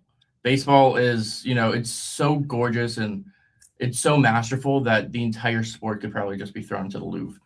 But I did attend the Rockies home opener on Friday. I got to see some of their young guys out there. Zach Veen is, in fact, massive. I am really looking forward to seeing what he can do the rest of the spring, maybe make a roster. Sean Sullivan sat down all three guys he faced in the seventh inning. 3 up, 3 down, 3 Ks. He is a strikeout machine in the minors, so we'll see if we find him in the MLB this year. You know who I'm excited for and who had a really good game? Colt Carrig. Cole Carrig has had a good start to the spring. It's been only 2 games, but he's looked really good out there. He had a 2 RBI double in the 3rd inning, I believe. 3rd or 4th inning, and it was fairly early. In game 1, I believe he picked up another hit yesterday. Yesterday's game was Rockies' offensive spring awakening, which happens every so often. They put up, was it 11 or 13? 11. It was 11 to 5? 11 to 6 was the final score. The bullpen gave up a few late there, but Brenton Doyle went 3 for 3 with 2 doubles and 3 RBIs, one of those doubles was a bases clearing 3 RBI double. He singled on the very first pitch he saw in his first at bat. Tovar grabbed a single as well. Charlie Condon had a good day. He went 2 for 3 with a walk as well and scored twice. And then Adael Amador had his first homer of the spring. The first Rockies homer of the spring. Say it again? I never stopped believing in him. Correct. He has ability. I hope the new faces they brought in can help with that ability. I'm really excited to see Jose Quintana pitch and Lorenzen pitch as well. I don't know who's throwing today. I haven't looked yet. So don't we play Texas? Because they love Leland is the probable pitcher. Rockies have their hitting lineup out. I'm gonna have to check Twitter for their pitcher, but looks like TJ Rumfield's getting his first start. Karros is back in. Today's Rockies starting lineup has a combined 2 hits. Pretty good. Edouard Julien's going to get his first opportunity in the spring, as is Jake McCarthy. Yeah, I think everyone in here but Jordan Beck, Nicky Lopez, Zach Veen, and Sterling Thompson are getting their first start. Oh, and Kyle Karros started the other day too. So Veen's back in that 8 hole. He'll be one to look for. Let's check Rockies starting pitchers for today.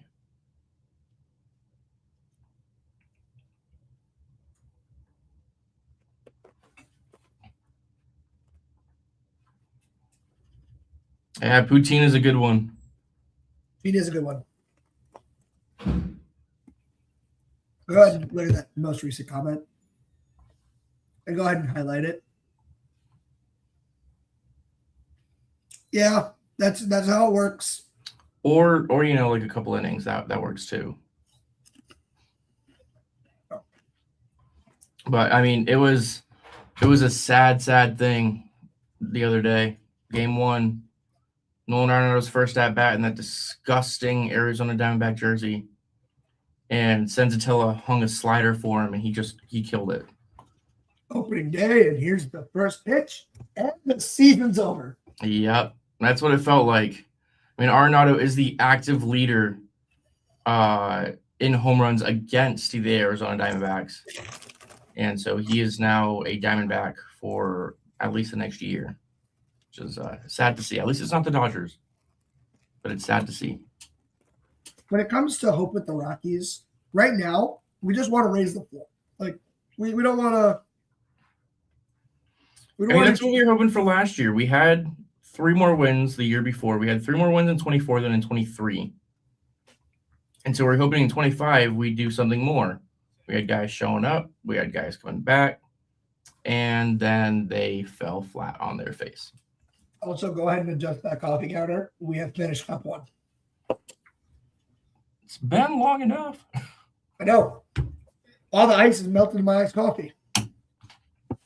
Whatever will I do? All right, let's throw that one up there now.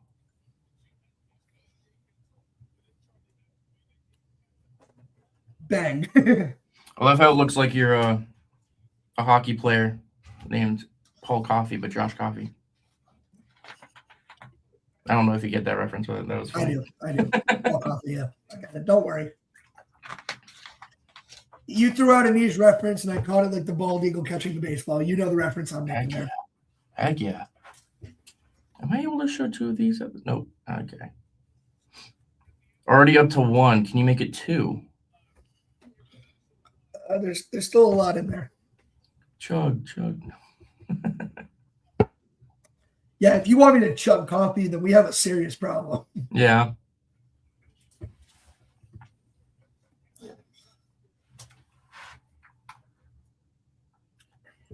They're talking to Dylan Larkin right now.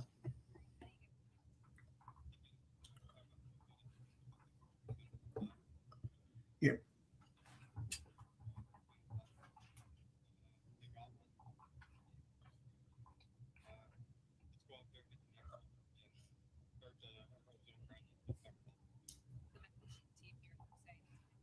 All right, so Josh, got a final score prediction? It's either ending 2-1 or 3-1. I don't know which way. It'll be a 1-goal game. I don't see anyone having an outburst of scoring here in the third period. I hope it goes into overtime. I believe it will, unless someone does something incredible. Nathan McKinnon. But, it will definitely be a 3-2 or a 2-1 game, considering both teams have only scored once in alternating periods. So, and when I say 3-1, that means that someone scored early in the third period and then empty netter to end the game. Yeah, I mean, it could be a 3-1. I don't know which team is going to win. See, so Canada has momentum. That's a tough one. I've been debating. U.S. ran over their semifinal opponent, and Canada didn't. But I was talking to some guys, and I was trying to explain Finland, they were the reigning Olympic champions.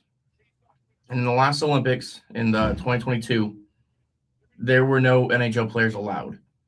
So they had guys out there that had Olympic gold medal experience. And then you add in those Olympic players, or those NHL players too, they became a really good team. So they could have gone all the way this year. They got struck by McKinnon there.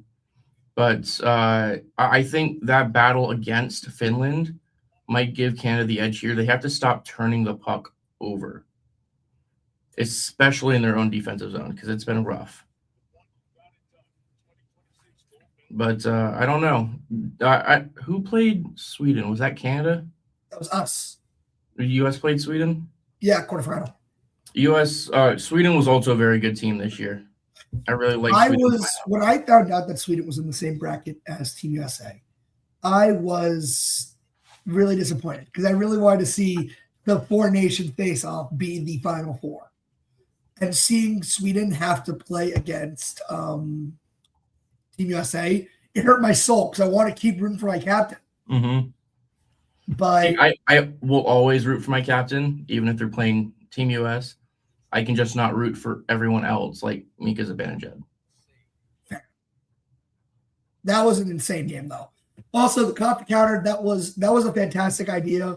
Where I thought Patrick would have a lot more caffeine in him because 6 a.m. there, but surprisingly, no. It's all me. It's all me. I'm a big fan of raw dogging no sleep. It's extremely enjoyable, and I do it too often.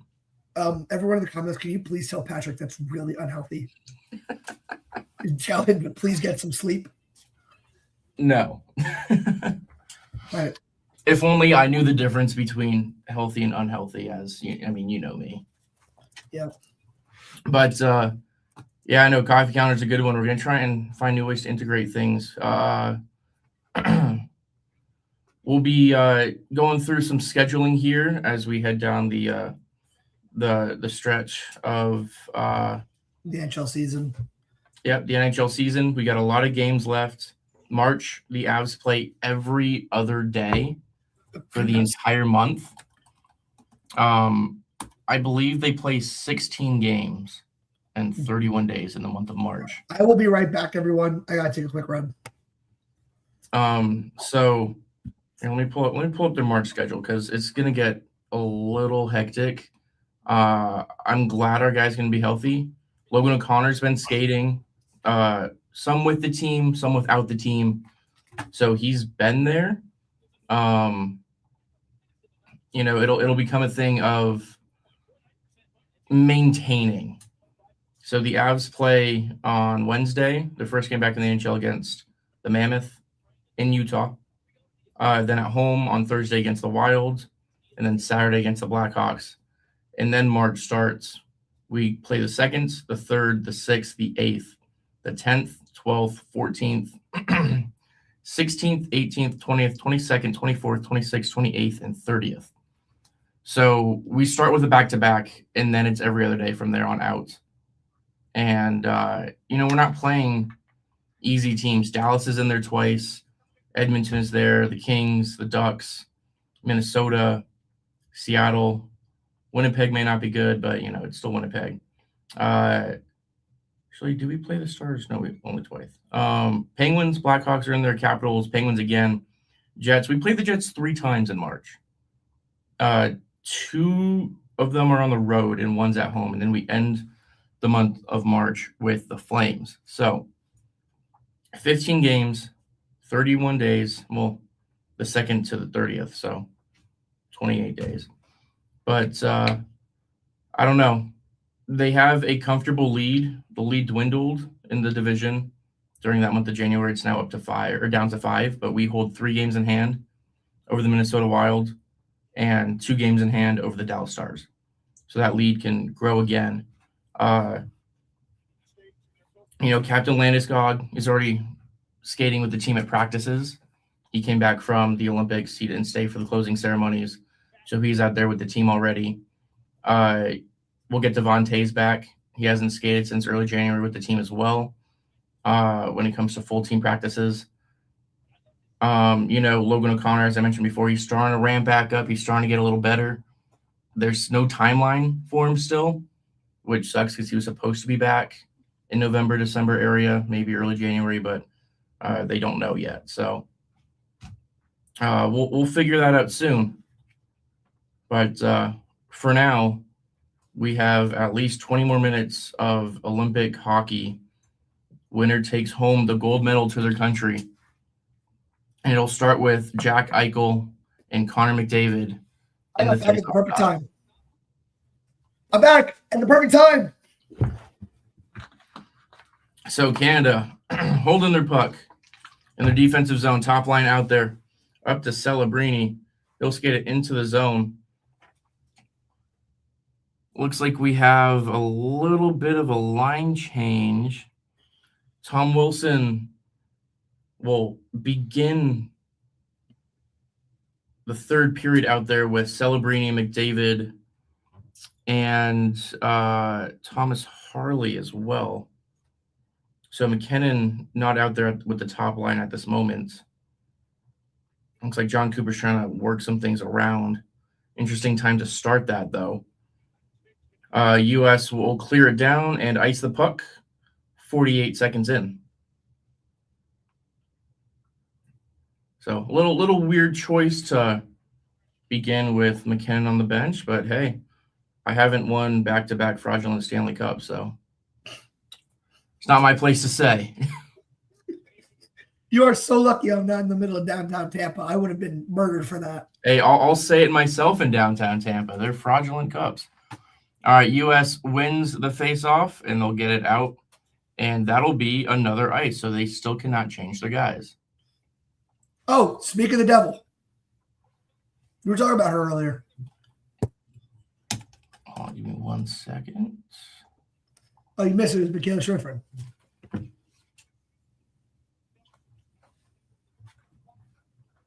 And Nellie's uncle out there. I didn't realize that Brock Nelson had an uncle that was on the 1980 team. Hey, his family is massive when it comes to the Olympics. It's kind of wild. All right, so Quinn Hughes with it along the boards. We'll give it up Mark Stone, Devon Tays to Cale Makar. Cale Makar back to Devon Tays. He'll just throw it on net, blocker to side by Hellebuck. And it'll find its way back up top to Devon Tays. He'll hand it off to Marner. Marner at the top straight away now. Marner into the circle. Shot. Looking for Tays. And that one goes right through the crease. Devon Tays had a wide open net. And he sticks it just wide and goes through the goal mouth. Canada that close to taking the lead. And it'll go all the way down. Canada will regroup with Cale Makar taking the puck up the ice. Oh, my God, that was close. Offside here. Wow. So Devon Tays right in front of the net gets the pass from Marner. And wow. He throws it right off the stick of Connor Hellebuck. Hellebuck did a great job getting his stick there and just bounced out of there. Wow. A wide open net, and Connor Hellebuck throws his stick out, and Devon Tays manages to hit it, and it goes out. 18-18 left. Canada wins the faceoff, and they'll dump it in. Oh, my God. Turnover by Faber. Marchand will throw it around and turn it right back over and goes into the U.S. bench, so there'll be another face-off. Hellebuck has been incredible all game. I still can't believe that save. That was holy cow. Yes, it was. That was tempting now. It was the Timmy's. I had to drink it first. I'm on to the American. Hang on. I'll be right back. So U.S. trapped in their zone again. In case any of you were wondering what blend of coffee I made for myself, it is the Original Donut Shop. And they had these like candy flavors. Shout out my parents for getting me this. And this is Twix. They also have Snickers. I had the Snickers one. If you can find these at your local Costco, I highly recommend them. They are delicious. They do not sponsor me. I'm saying all this from the goodness of my heart. Yeah, not sponsored by Costco, but you can sponsor us, please. Please. We'd appreciate sponsors. It would be, goodness. Who is this? I feel like we're asking that question a lot. It's a bunch of NHL players, but we're just continuously finding ourselves asking, who is this? I'm like, I know the players. I can't. Bunch of idiots, I say. Thomas Harley wearing Rupe Hintz's number, so all right. Canada trying to cycle the puck now in their offensive zone. They're all set up. Shot, one-timer, tipped wide. Big hit against the boards. And Matt Boldy for U.S. will come away with it, and he'll chip it out of the zone. It looks like that will be another icing against Team U.S. for 16:38 to go. Too many icings.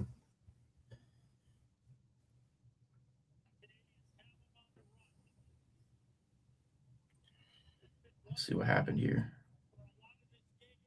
Ooh, block. Oh, that hit right off of Parenko. Wow. A lot of funky bounces early in this third period. U.S. wins the faceoff. They'll get it out of the zone. Devon Tays will chase after the puck. Corral behind his own net. Jeez. Celebrini throws it over to McKinnon. He's down low with McDavid.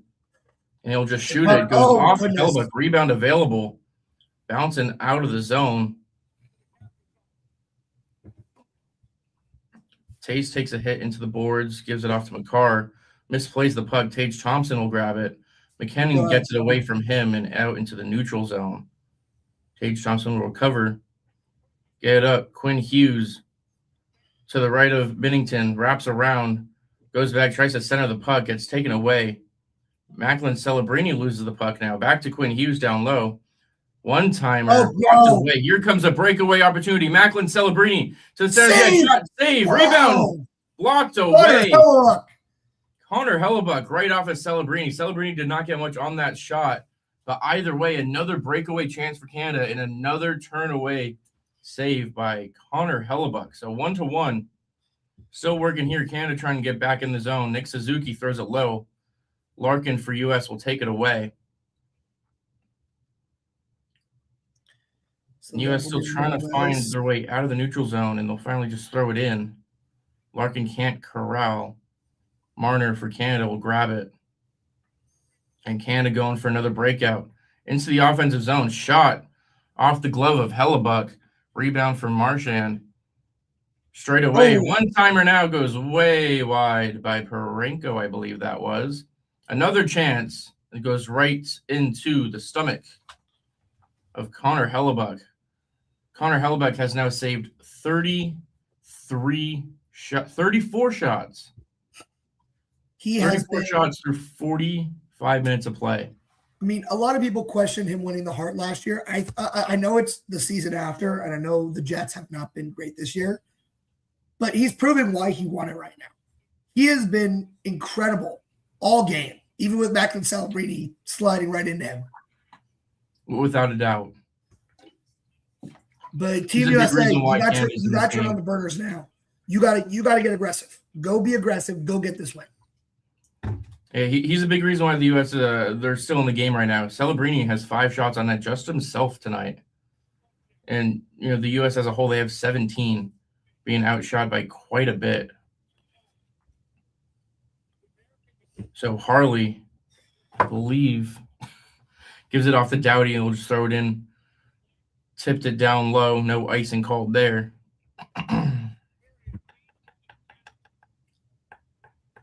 Shots this period, 8-1, Team Canada. USA, let's go. I don't mean to sound like a broken record, but no. Another turnover. Rebound. Oh. It's a good save against Hagel point blank. Devon Tays will cycle it back low, and it comes out now. Matthew Tkachuk gets it poked away.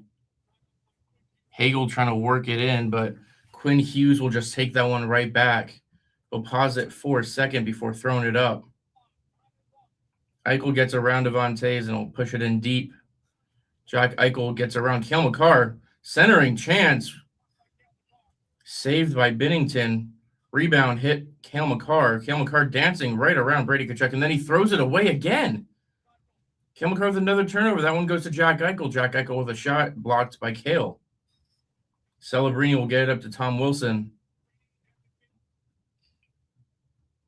Is it just me, or have I not seen McKinnon yet this third period? I think you have. There he is, right out with the puck. All right, perfect. Speaking of the devil, Nathan McKinnon making some spin moves. Finds the pass across side. Shot blocked immediately. Rebound again. Tipped into the net.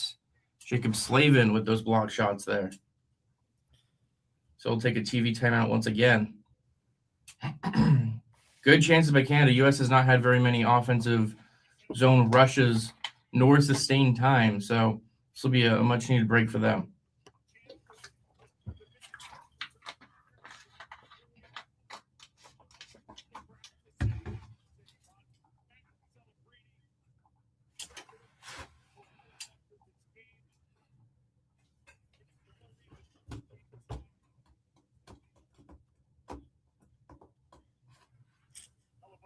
Yeah, checking Twitter right now. All of the talk is about how good Connor Hellebuck is playing right now. He's been phenomenal. Without him, I don't think US would be in the spot they're in right now. The score would not only be different, but I don't even think US would have made the gold medal match, in my opinion. Absolutely. I would have loved to see a little Jake Ottinger, but at the same time, I wouldn't because Jake Ottinger gives me nightmares. But if Hellebuck's going to continue to play at the level he's playing at, I have no complaints. See, the one thing I'm missing in this game is definitely Johnny Hockey, Johnny Gaudreau, who should be there right now. He should. He should be playing for Team US. They still have his jersey hung up in the locker room each game. Number 13 is not worn by anyone, but his family is there. His wife and his kids are there, but sadly he is not. Makes me so sad every time I think about it. Just nobody deserves to die. Absolutely not. But just this is a reminder to anyone watching: if you are drunk, please do not get behind the wheel of the car. Please. Correct. Yeah, we do not condone drunk driving here at Eyes on Avs podcast. Oh no, they're doing the wave. You know what that means. McKinnon wins the faceoff, but apparently it's unfair.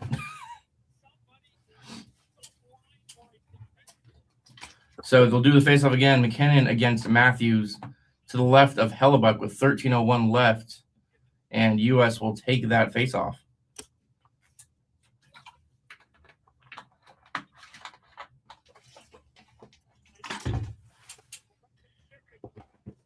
United States moving the puck into the offensive zone. Matthews loses it. McKinnon takes it away. Mark Stone now, neutral zone. He'll find Cale Makar. And Cale will find Taze. And Taze will find Marner, who tips it in low. McAvoy for the States now taking it up through the neutral zone. Get over to Tage Thompson, who just throws it in low. Binnington misses the stick. And Boldy now trying to get around. Tom Wilson cuts him off. Canada will take the puck out with Marchand.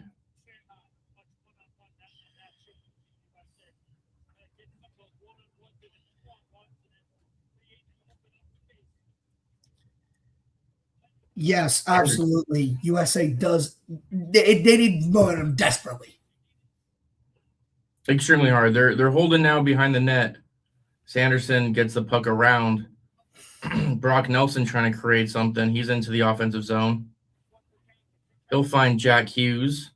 Jack Hughes tried centering it. Hits off the side of the net, I believe. And Jack Hughes turnover. Like it came out. Taken away now. Brandon Hagel trying to get one away. Will not get it through the defenseman, Brock Faber. Said it comes up and around. U.S. still with the puck. Comes out to Thomas Harley. USA has been playing an amazing defensive game, but at some point you got to switch. You got to flip the switch. You can't just sit here and play a defensive game. You have to go be aggressive. Yeah, they have only one shot on goal in this period. That's not good. That's not good enough for Team USA. It's really not. Oh, McDavid. Oh no! Oh McKinnon, no! Oh my God! McKinnon goes off the post with a wide open net. He goes right off the outside of the post. I'm so disappointed for two reasons. Oh my God! Quinn Hughes with a chance now, wrapping around the net, trying to find a streaker. Still going around. Shot in front. Tip, rebound, saved again. Jordan Binnington's on his side. Puck rolls out. That could be the momentum they need. Hughes.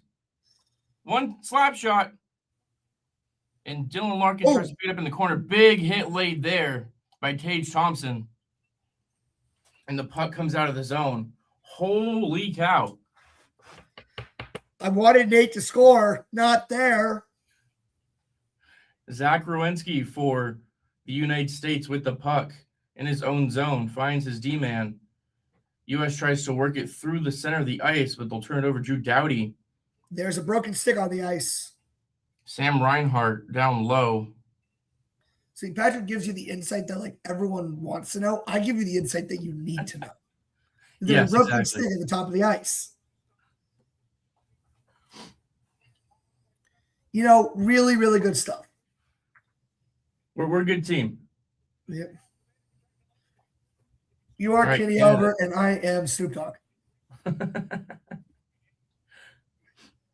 I just say what I see. Oh, I mean, it's a good strategy. It's a good strategy. that's where you start, right? Exactly. We have about 9 minutes left in the third period of this game. We look to Bennington. I do not like that decision. I mean, Bennington with the backhand clear. I guess it got to center ice, but I wouldn't necessarily want my goaltender doing that. Big push in the back towards Matthews. Puck finally comes out. 2-on-2 change for Canada, and that backdoor pass missed Nick Suzuki. Mark Stone misses the pass over. And now Austin Matthews for U.S. has the puck, and that's got to be too many men. U.S. They are had not going to blow the whistle on that. players in front of the bench with the puck. Devontae works the puck in now. He'll drop it for Marchand. Marchand wraps around, trying to find an open guy. He'll just turn and shoot. Puck in front of the net. It's still loose. Shot by Marchand in front of the net, and it's finally cleared out. Goalmouth scramble. Turns into nothing. Marchand trying to get it back through. Taken away by Larkin, and Larkin will throw it into the offensive zone for the United States before Cale takes it around. That was a bit of messy hockey there. U.S. almost got caught with 8 guys on the ice, and then Canada almost put it right into the back of the net. Hellebuyck stood strong. We're still tied up at 1. 7:48 remaining in the period. Canada working front. Shot goes wide. Rebound. There's so much going on. I can't comprehend it. McKinnon's working out there. One-timer. Save with the glove by Connor Hellebuyck. Holy cow. What a bit of hockey. This is what you live for. This is the kind of Olympic hockey we have been waiting for years. And we are getting it in this gold medal game. Connor Hellebuyck is looking at his teammates like, dudes, lock in. Let's go. Exactly. Holy. Just unbelievable. I can't believe McKinnon hit the post. He had a wide open net, and he hits the post. Both 2 Avs players tonight out of the 4 have had wide open nets and have not been able to put it home. Taze right off the stick. Now McKinnon right off the post. Yep. And everyone's saying the same thing. That absolutely should have been a too many men. Oh, without a doubt. They had, I think, 8 guys on the ice and possession of the puck in front of the bench. Yeah, no. Yeah, that can't do that. Here, you can see the footage of it right now if you're watching the game live.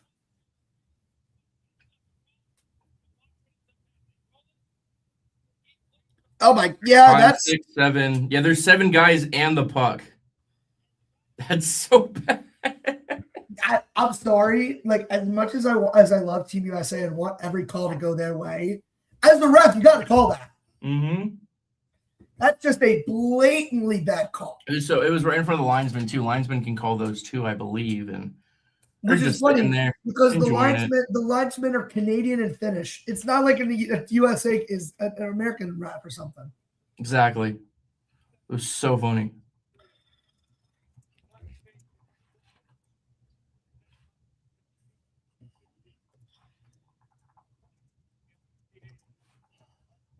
All right, face off again to the left of Hellebuyck, won by Canada.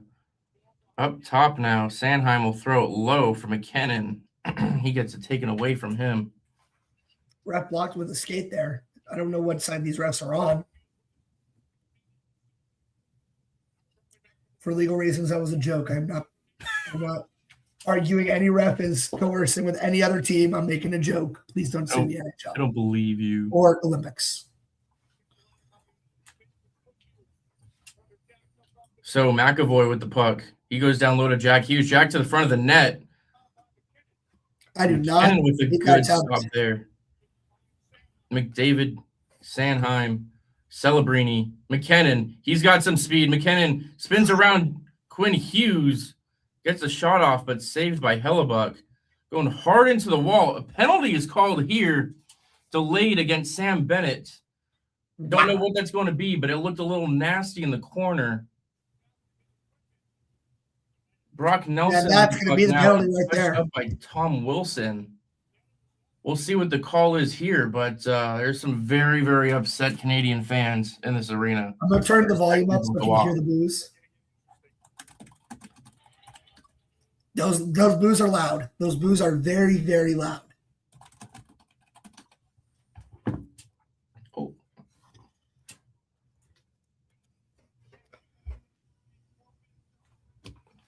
What's the call? What'd they call? Double minor for high stick. Was there blood? Yep. That's. Oh no! So if there's a double minor, that makes me think it was a high stick. That was a high stick. That was a high stick. And so there was blood. That's what you get for the double minor there. Wow, terrible! You got to control your stick.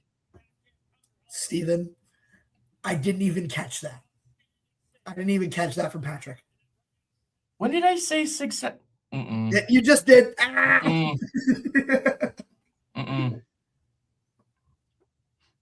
This is USA's opportunity. A double minor penalty in the third period, a 4-minute power play. If Team USA is going to do something, they have to do it here. This is going to be a very interesting. This is going to be a very interesting bit of hockey here. U.S. they haven't had very much offensive time in this period. Canada wins the faceoff, and they'll just throw it out of the zone quickly. Quinn Hughes came with it now. 6:20 remaining in the third period. Quinn Hughes will skate it up the ice, drop it back for Matthews. He'll give it to Eichel. And that dump pass to Tage Thompson missed and comes out of the zone. Devon Toews tries to get the puck and send it down. He can't. U.S. still with the puck in the neutral zone, though. 35 seconds already gone from the power play. Wrapped around. Matthews works it into the offensive zone himself, passes it off to Matthew Tkachuk. He'll throw it around to Tage Thompson, who'll go low back to Matthews, and then back up to Tage Thompson. Austin Matthews by the half wall trying to get off Devon Toews. That bumper pass goes all the way up to Quinn Hughes at the blue line. Back down low for Austin Matthews. Oh! Up top for Hughes. Shot, save, rebound. Still loose, goes through the net. I gotta love the fact that you're actually adding commentary and I'm just adding ohs and ahs. It's like what Tom Brady does, except I was about to say, I am the Tom Brady to your Kevin Burkhardt. Canada with the short-handed opportunity. I know you love that reference because you're a Patriots fan. I am a Patriots fan. All right, 2:20 left on the power play for Team USA. I am a couple seconds, I think, behind. Sorry. I'm at 2:11. I'm at 2:08 or 2:06 now. So. Oh, damn. All right. United States at the blue line. Oh! Going down low. Bumper save. That puck got no air on it. Goes right into the pads of Binnington. Jack Hughes with it. Team Canada has now officially killed the first of the two power plays. Team USA doesn't score here. I'm just going to be disappointed. Oh, no. Puck out of the zone. Wow. Zach Werenski could not keep that puck in at the blue line. Oh. That's a good play by Canada. We'll just chip it right back out again. Team Canada's power penalty kill has been super aggressive. They've been super out right at the O. Jack Hughes. No. Another Aaron Stick. Campbell Carr now. That's a penalty on penalty. USA. And that'll end the U.S. power play once they touch up. Binnington's heading off to the bench. It'll be delayed call for a high stick. It'll be 2 minutes. However, Canada's still in possession of the puck. So smart. This is so smart by Team Canada. They just killed another 20 seconds of the power play, meaning they will have more time on the power play. Exactly. That is genius by Team Canada.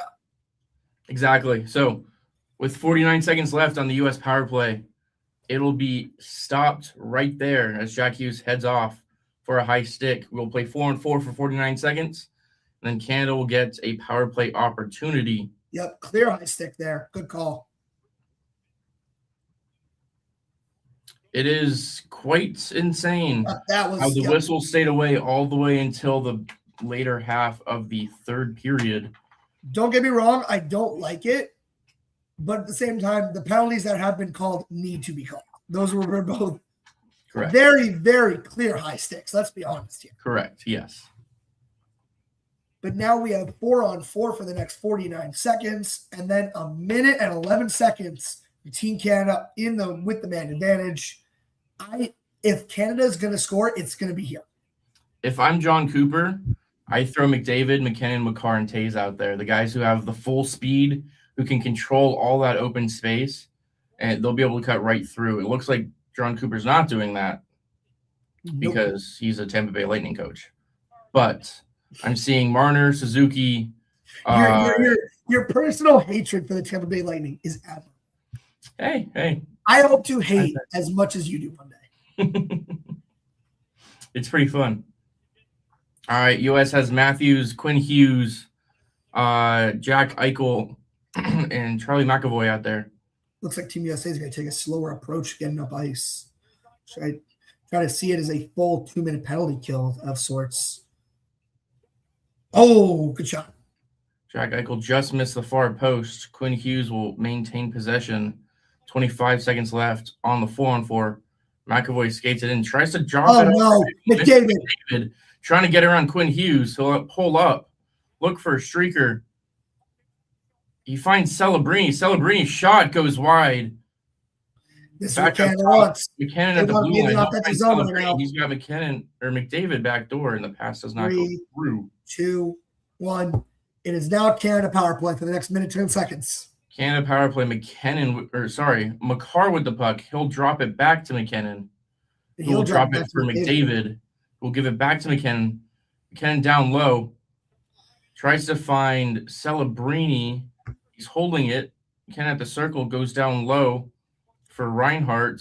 McKinnon straight away passes to Celebrini, and that one goes off of Hellebuck and wide. Not clear. Makar at the top. Finds McDavid. Back to Makar. Fakes the one-time. Goes to McKinnon. Who fakes the one-time? Goes across the ice. Can't find Celebrini. Gets broken up. Louise. McDavid to Makar. Makar working it back up to McDavid. Makar at the top of the blue line. Sends it down to the circles for McKinnon. Shot tipped on net. Rebound goes wide. Reinhardt could not tip it in. Celebrini could not find the rebound. It's down at the half wall. Power play. U.S. grabs needs it. to clear here. They're not going to get it. Makar with possession. 13 seconds left on the power play. McKinnon now at the circle to the middle of the ice. Celebrini misses the net. And U.S. gets the puck out of the zone. 1:24 remaining in the third period, and the power play is over. Jeez. Score is still tied at 1. Canada has possession. Friggin' hockey, man. I friggin' love hockey. What a penalty kill by the United States. What a penalty kill by both teams. This has just been incredible. Without a doubt. We are down to 1 minute remaining in the gold medal game. Will someone score in the next minute? I don't know. I'm just here for the ride. All right. Harley throws it up. Marner coming down the half wall. Gets hit into the board by Getzel. Zach Werenski tried to work it into the offensive zone. It comes out to the neutral zone, though. U.S. will just throw it in deep. Devon Toews will corral it.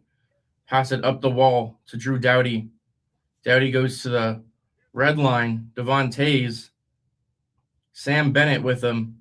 Toews goes up to the blue line. That's Tom Wilson. He tried to get a shot low. Austin Matthews with a good block shot. Marchand can't keep it in. 15 seconds left in the third period. Both teams, United States getting a change. Brad Marchand can't grab the puck. And U.S. will icing. face it. No No icing called. That will be regulation. Golden goal. We are heading to overtime. Golden goal gold time, medal baby. game for men's hockey in the 2026 Olympics at Milano Cortina. Holy cow. What a 60 minutes of hockey. I hope this game never ends. Round of applause to both teams. They're both working there. Amazing stuff. So in case you don't know, I believe the rules are still the same for the gold medal match. It'll be 3-on-3 for 10 minutes. And then once they get to a second overtime period, I do believe those rules change. But for now, oh my God, I didn't see that. McAvoy made a save. That puck was heading right towards the net. McAvoy used his body and threw it out of harm's way. Wow. This has been one of the best hockey games I've seen. It's been a very long time since I've seen one this good. Holy cow. Okay. Let me check. For the gold medal game, the two teams will play a 20-minute period of 3-on-3 hockey. If the game is tied after overtime, the teams will keep playing until the winning goal is scored. There is no shootout. This is straight up golden goal. Let's do it. Let's kill the shootout in all sports, except for maybe soccer. That's pretty fun. Yeah. Penalties in soccer is good, but shootout in hockey needs to be obliterated and thrown out a window. And we're saying that as Avs fans because we can't win overtime games. We can't win shootout games to save our lives at all. This is what we wanted. This is everything any American, Canadian, Swede, Finn, guy from Finland, I don't know, or a Finnish man, I don't know. This is what we all wanted. Yes. We wanted golden goal. This is the only way the Olympics could have ended. The only way. This is peak absolute cinema. We are going to golden goal. That'd be such a good night, man. It's unbelievable. Yeah, we need to get you like a loud microphone. Or throw a lozenge. The lozenge would work too. Here, I'm gonna film a story if you want to yell again. I'm gonna throw us up here, and I'll throw it on the 5280 page. All right, Josh, go ahead. Ladies and gentlemen, if you are not tuning in right now, get whatever you are doing. It does not matter. We are heading to golden goal in the Olympics. Team USA, Team Canada tied at 1 after 60 minutes. It is 3-on-3 hockey until someone puts the puck in the net. Tune in live. Heck yeah. All right, I'm tagging you. Oh, I am coming in with breaking baseball news. Unfortunately, it is not Rockies news. It is that Rhys Hoskins has signed with the Guardians. There's another first baseman off the board.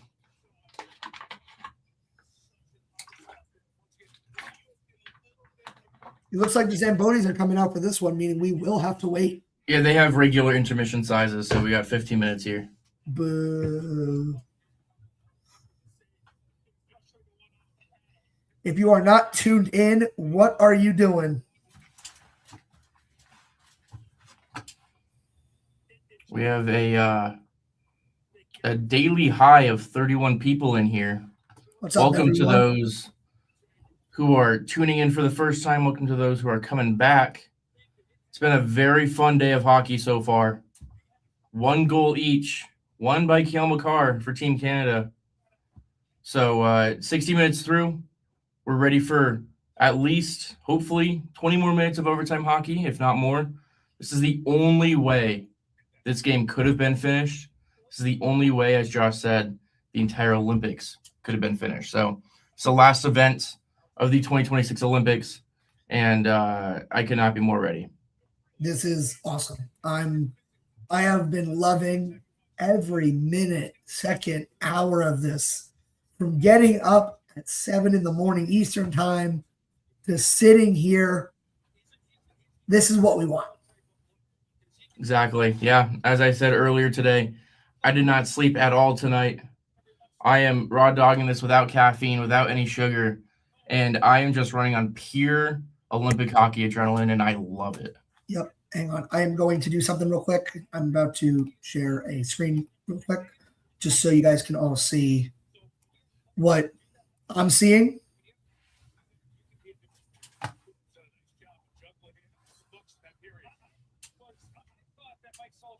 Got some rules here. Right here, gold medal game. If the game is tied at the end of the game, 3-on-3 hockey, it will continue being played as such until a goal is scored. No shootout, 15-minute intermission between each period. All right, bet. I am so excited for this. This is it's gonna be perfect. I just hope there's no controversy. However, I think it's gonna be perfect. Like I've been waiting since the Four Nations last year. Everyone's been so excited. They're like, oh my God, Olympics next year. What's gonna happen when everyone's involved? They're on a larger stage. It's not gonna be in the US or in Canada. And best on best for the best. And they have lived up. This has been one heck of a game. It's been tight both on the offensive and defensive zones. No one has an inch of ice out there. And you got to give the goalies a lot of credit. Connor Hellebuck has been absolutely outstanding for Team USA today. He has let in only one goal on over 30, I think 38 shots was the last I saw. Let me see what it's reading here. Excuse me, he saved 40 shots through regulation. Connor Hellebuck has. Jordan Binnington 25 of 26 as well. But, you got to – Connor Hellebuck is carrying Team US on their back right now. Team Canada has definitely – honestly, watching the game, both teams have been fantastic. Team Canada, in my opinion, has been the better team all around. Yes. But Connor Hellebuck has been the best player on the ice by far. Correct. This kind of gives I don't know if you remember that series with Calgary and Dallas a few years back in the first round where Ottinger had like 60-something saves, and then Johnny Gaudreau had that weird off-the-ear goal on like the 60th shot of the game. It was only the second goal the Flames scored. So it doesn't matter until the very end, but when your goaltender's on, your goaltender's on. Yep, absolutely. Oh, we got a chipped tooth. A high stick chipped a tooth. And put that in your medal right there. Please. I think that'd be fun. There is no better way for these Olympics to end. The rest of the world is finally starting to wake up, and they're waking up at the right time. They're waking up for gold and gold. Yeah. I think we have to talk about that 5-on-3 power play. Team Canada, I think the best thing about Team Canada's defense in that is they were overly aggressive, and it got them a penalty in return. They played that perfectly. Because you'll see a lot of teams, because they were in their diamond set. They're in the diamond the entire time. Usually what you'll see is teams will try to make that diamond really small and just try to block everything. Team Canada was going out there. They were being aggressive on the defensive end. When the puck was near the wall, they were going out and getting it. It was a very different approach than what I'm used to seeing. And credit to John Cooper for doing that. I know you don't want to give him credit for anything, but I got to give him credit for that. That was great defense. And like I said, it got them a high stake in return. And then Team USA's penalty kill turned on the Jets in that time. Exactly, yeah. It was a massive, massive opportunity for the United States. Like, when you have a 5-on-3, that should be game over immediately. But, when you're at this stage, nothing's a guarantee. And Canada's penalty kill, they stood up and they stood big time. So, it was a rough 4 minutes. They were in the offensive zone nearly the entire time, the United States were. So not being able to score was, a little bit heartbreaking for them. But, they, like you said, they immediately turned around, went on the kill. You just have to switch that mindset to, okay, got to keep going, keep fighting at it. And, they kept it out as well. And a lot of really close calls for both sides during those power plays. But it's working well. Absolutely. This has been an incredible game. I don't want to say both teams should hold their head high, because whichever team loses is going to be blamed on social media, because that's just how hockey world is. Mm-hmm. But Team Canada has played an incredible game. Team USA has played an incredible game. You could not ask for more for a gold medal game. I agree. I do agree. Plot twist, this goes into 7 different overtimes. That would be phenomenal.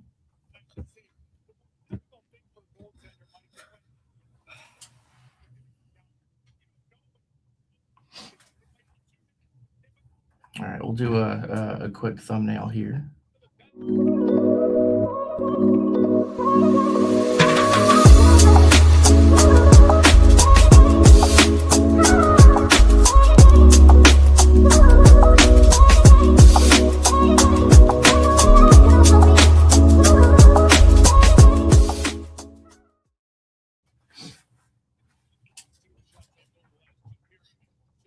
We are back. Hello again, everyone. So full shot total 41-28 in favor of Canada. Team Canada was very clearly the more aggressive team in a lot of times during the second and third periods. I don't know what type of mentality shift happened in between those, but whatever it was, it worked for Team Canada. It got Cale Makar his goal. It got them as the aggressor of the game, and that's what you want to see. Yeah, exactly. It was 33-18 in the back half in the second and third periods. So, like you said, aggressive. You want to keep pushing forward. In overtime, it'll be a little interesting because you watch the NHL. There's always a strategy that goes into it. You make one mistake and that's that. But in the gold medal game, someone's going to get their heart broken. Someone's going to go home an extremely happy person. And at the end of it all, we watched a phenomenal hockey game. And we got to move on to the stretch for the Stanley Cup. So Yep. Give or take 6 minutes here before they drop the puck in OT1. Both teams do have an overtime win in these Olympics. U.S. Quinn Hughes over Team Sweden in the quarters, I believe.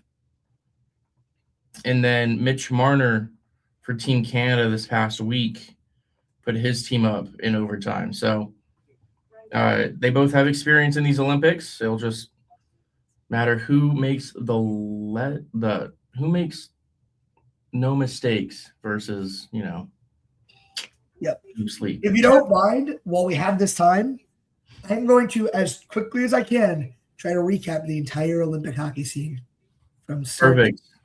I'm gonna throw you up on a one person then. All right. So here's how we're gonna do this. I have the Wikipedia page open. I'm not gonna care a lot about scores. I'm just gonna try to breeze through this as fast as possible. Here we go. We're gonna start in Group A: Canada, Switzerland, Czechia, France. Canada went 3-0-0. Switzerland one win, one overtime win, and a loss. Czechia 1 win, 1 overtime loss, and a loss. And then France was awful. Obviously, a lot of these games do not matter in the long term because most of them do, and all teams do end up going to playoffs. That being said, France ended up being the 11th seed. Group B was by far the most chaotic group of them all, with Slovakia, Finland, and Sweden all finishing 2-0-1. They all beat each other, but because of point differential, Slovakia ended up winning the group and advancing to the quarterfinals with an automatic bye. So did Finland. Sweden did have to go through the playoffs, and Italy, thank you for coming host country. You were awful. Group C, United States ran away with that one. Germany, Denmark, and Latvia all finished 1 and 2, beating up on each other. USA gets automatic bye as the 2 seed. No really remarkable results there. So, end of group play. Canada, United States, Slovakia, and Finland all end up getting those quarterfinal byes, while the other 8 teams have to battle it out. In the first round, Czechia beats Denmark 3-2. Sweden beats Latvia 5-1. Germany beats France 5-1. And Switzerland beats Italy 3-0. Canada goes into overtime against Czechia, knocks out our guy Marty Necas, wins 4-3. United States also goes to overtime, knocks out Gabe Landeskog 2-1. Slovakia beats Germany handily 6-2. And Finland goes into overtime against Switzerland. Incredible fight by the Swiss. 3-2 Finland win. Reminder that the bracket automatically gets readjusted. Highest seed plays lowest seed. Canada and Finland play a fantastic game with a last-minute game winner by Nathan McKinnon to send Canada to the final. United States takes care of Slovakia 6-2. Yesterday, Finland smoked Slovakia 6-1.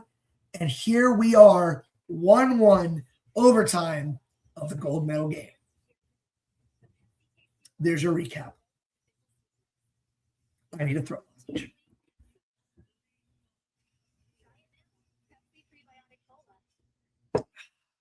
There we go. All right. Good stuff. Good stuff. Now everyone should know what happened in these Olympics. I once again, I didn't explain it the best, but like Slovakia beat Finland earlier in the year, early in the tournament, and then Finland got their get back in the bronze game.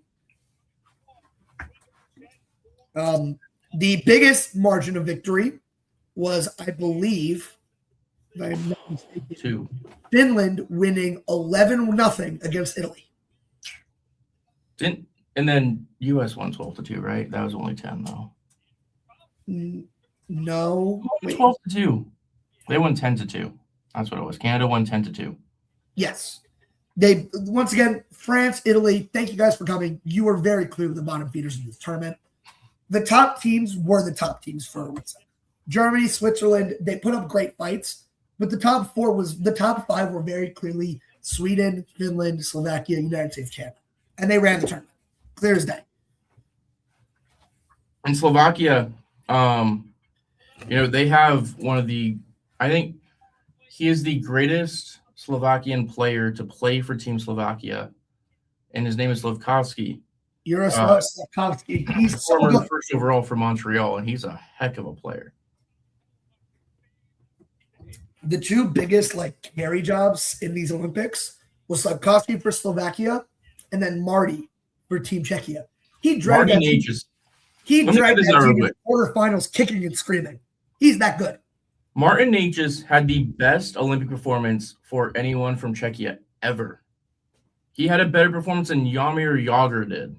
That's how good of an Olympics Martin Necas had. 8 points through his tenure there.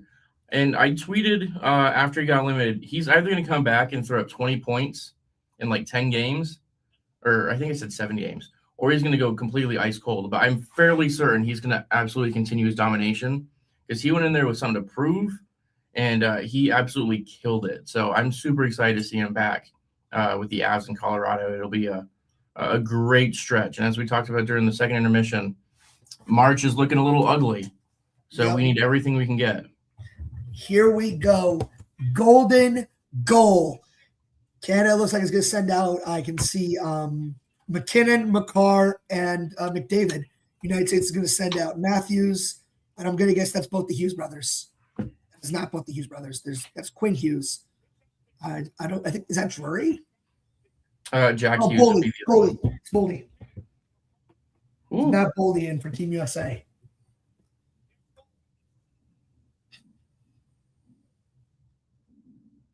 Here we go. Another failed face-off. Can these refs get there? Nope. It's McDavid and Boldy are battling a little too strong over there. Coming a little too quickly. Up, and it looks like Team Canada's going to be the one that gets McDavid with a great forecheck. Holy cow. So Here we go. Nathan McKinnon, Connor McDavid. McDavid takes it right up the middle. McDavid working low. He whips on the shot. Taken away by Matt Boldy. He gets around McKinnon. Now, quick, if they go fast, 2-on-2, Quinn Hughes drops it off. Oh! Shot off the post. Jeez Louise. What a start. Nathan McKinnon now. He's off to the races. He's got no one with him. He's got to pull up. He's going to do it himself. Nathan McKinnon, shot saved by Hellebuyck, and he will cover it. Wow. Oh, my God. Team USA goes right off the iron. That close to winning gold. And now Quinn Hughes is going to go to the bench and disassociate for a good 30 seconds. It hit the glove of Binnington. What a glove save. That was a glove stop by Binnington. Wow. The entire country on his back. There was a wide open net. And Jordan Binnington out there looking like Marc-Andre Fleury. Holy cow. Specifically Penguins Marc-Andre Fleury. So, Devon Toews, Macklin Celebrini. Canada will exit the zone with the puck. And out will come Mitch Marner, the overtime hero for Canada earlier in the Olympics. Celebrini now going down for Devon Toews. Back to Celebrini. Celebrini goes around Mitch Marner. Shot blocked away by McAvoy. Now it's tripped up. Charlie McAvoy trying to make a move, and he loses the puck. Mitch Marner takes it right back. Truth be told, I think when it comes to pure star power, Canada does have the edge here. I mean, do you really want to face a three-man group of McKinnon, McCarr, and McDavid? I definitely wouldn't. So McDavid is now out there with Cale Makar. McDavid streaking down the right side, gets to the front of the net, loses the puck. Jack Hughes with a good defensive play there. Werenski almost gave it to Makar. Instead, Nathan McKinnon stands up. Werenski backdoor pass shot. It is over. Team USA is gold. The United States of America have won gold at Milano Cortina. Yes. And that is it. For the first time since 1980, the United States have won the gold medal in the Olympics. That is huge. On, 46 years to the day of the Miracle on Ice, Team USA stands up against the giant that is Canada and knocks him down. Stu Freebird. Oh my goodness. What a game. What a finish. And Team USA walks away with the gold medal. Wow, what a game.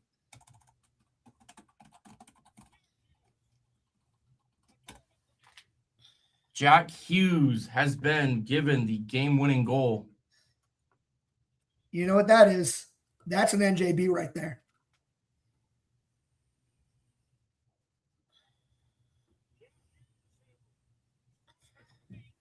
Man, Team USA. Wow. What a game. Oh my God.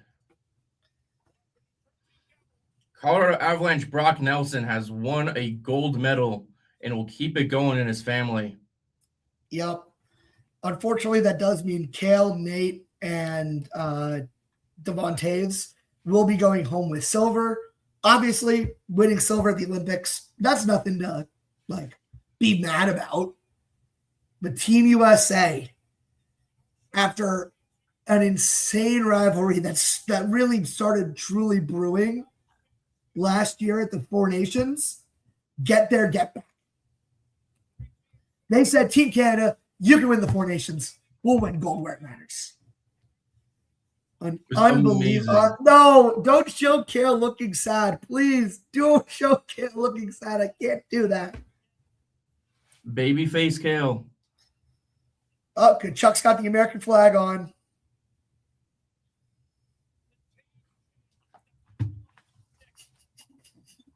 The Hughes brothers with both overtime winning goals for Team USA in these Olympics.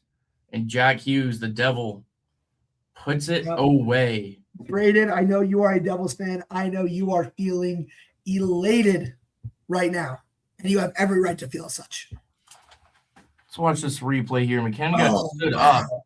That was just a dirty shot by Jack Hughes. Holy cow, right into the corner pocket. That is exactly the shot that you want to take there. Werenski with a great check on McKinnon, finding Hughes. Hughes just puts it in the net. I will have to go back and listen to. Oh wow! Went final. Yep. Sounds like Binnington.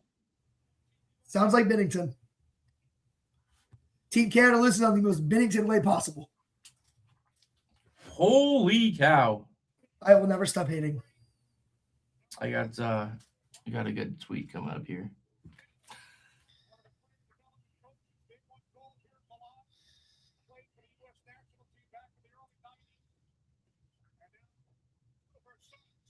Just ridiculous. Yup, it has officially been labeled as oh no. Johnny Hockey, bro. Oh, it's gonna make me cry, man. Parents are crying. That's gonna make me cry, man. I was very thankful to be able to go to Nationwide Arena this past weekend and pay my respects to him because, man, he was man of the game, phenomenal player. He's a good person, good player. I miss Johnny Hockey every day. Mm-hmm. The entire league does, for sure. Wow. This just got a whole lot more meaningful. They wanted this and they got it. Just wow. Phenomenal finish. Storyline. Wow. Man. I hope that image I hope that becomes the lasting image of these Olympics. Of just Johnny Gaudreau. I think it will, honestly. I think that'll be an image kept forever in the NHL. I think MVP of the game by a mile is Connor We'll say it Hellebuyck. at the same Devin, I was gonna say we'll say it at the same time. It'll be 3, 2, 1, Connor Hellebuyck. Connor Hellebuyck. Without a shadow of a doubt. That man kept USA in it the entire day. Over 40 saves. And Team USA takes gold on the back of Connor Hellebuyck.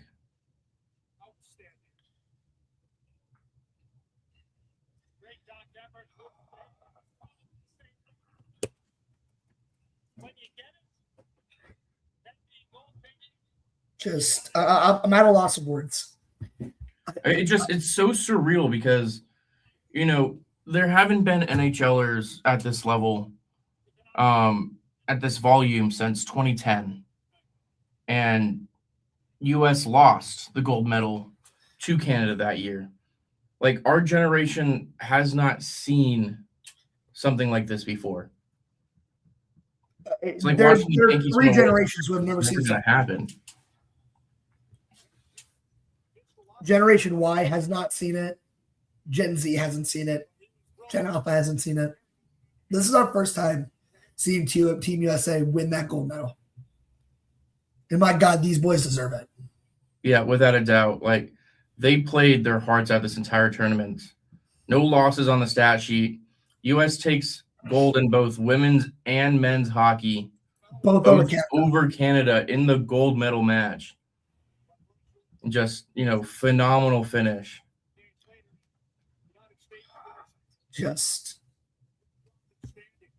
And you know those Canadian dogs, McKinnon, Taves, and McCarr, they're going to come back with a big old chip on their shoulder. Please, 4 nations face off every year. I need it. I need more fights. That's the thing is they haven't announced it, but what are we going to do next year? We've had back-to-back international games. By the way, shout out to you. This is incredible. Yeah. It's incredible. A good one. Please, I need that picture of Johnny Hockey to be posted on Instagram. I need it. I need it more than I need water, air to breathe.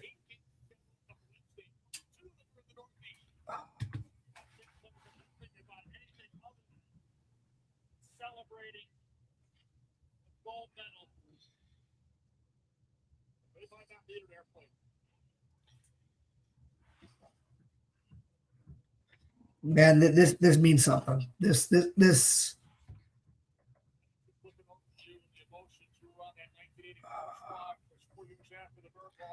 an unbelievable game, an unbelievable ending, and just it means the world to these players. It means the world to the country. At a time where America is dealing with so much, I think everyone needed this. Yeah. There's Sid. There's Sid, man. I'm gonna pose this question, and I always love doing this, and you know I love doing this because Bo Nix. If Sidney Crosby plays, do you think it's a different game? Of course, it's Sidney Crosby. I don't know if the outcome would have been any different, but the flow of the game definitely would have been disrupted because whenever Crosby's on the ice, there's always something else going on. That's just him. He is Sidney Crosby. He is hockey. So if he was out there, I don't know if the outcome would have been different, but the game sure would have been. Absolutely. Just as Jack Hughes just said during his interview, that's American hockey. That is American hockey. Wow. I mean, and we have to remember, Brock Nelson brings home the gold, but Jacob Slavin's a Colorado native. That's true. like it's good. Denver has, or Colorado Springs technically has the Olympic training facilities. So we all know there's going to be a big old ceremony happening there soon.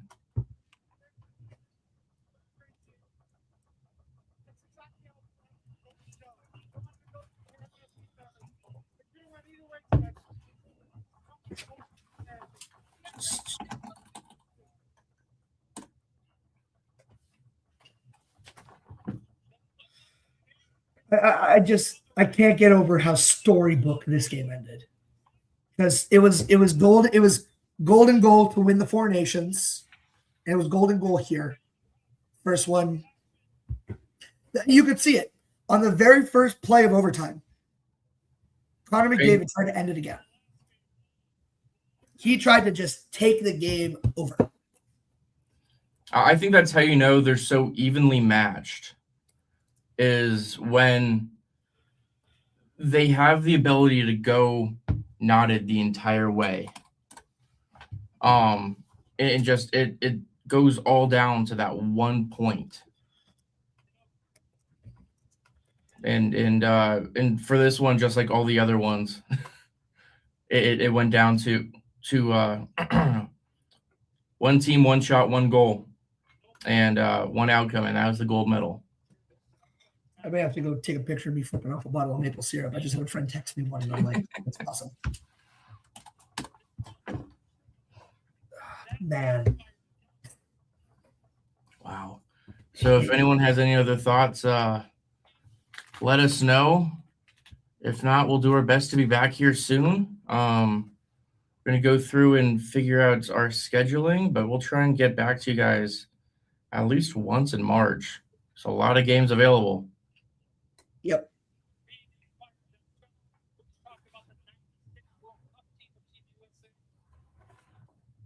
But yeah, if not, thank you so much for tuning in at this bright and early hour of 6 Mountain, 8 Eastern. We're wrapping it up now at 9 o'clock Mountain Time and 11 o'clock Eastern. It's been one heck of a morning. It's been a long, long night for me. And, you know, Olympic hockey, top tier. Nothing tops it. There's no sport like it. There's no games like it. No Super Bowl, no World Cup, nothing. Olympic hockey is it. It means a little bit more when you're repping your country.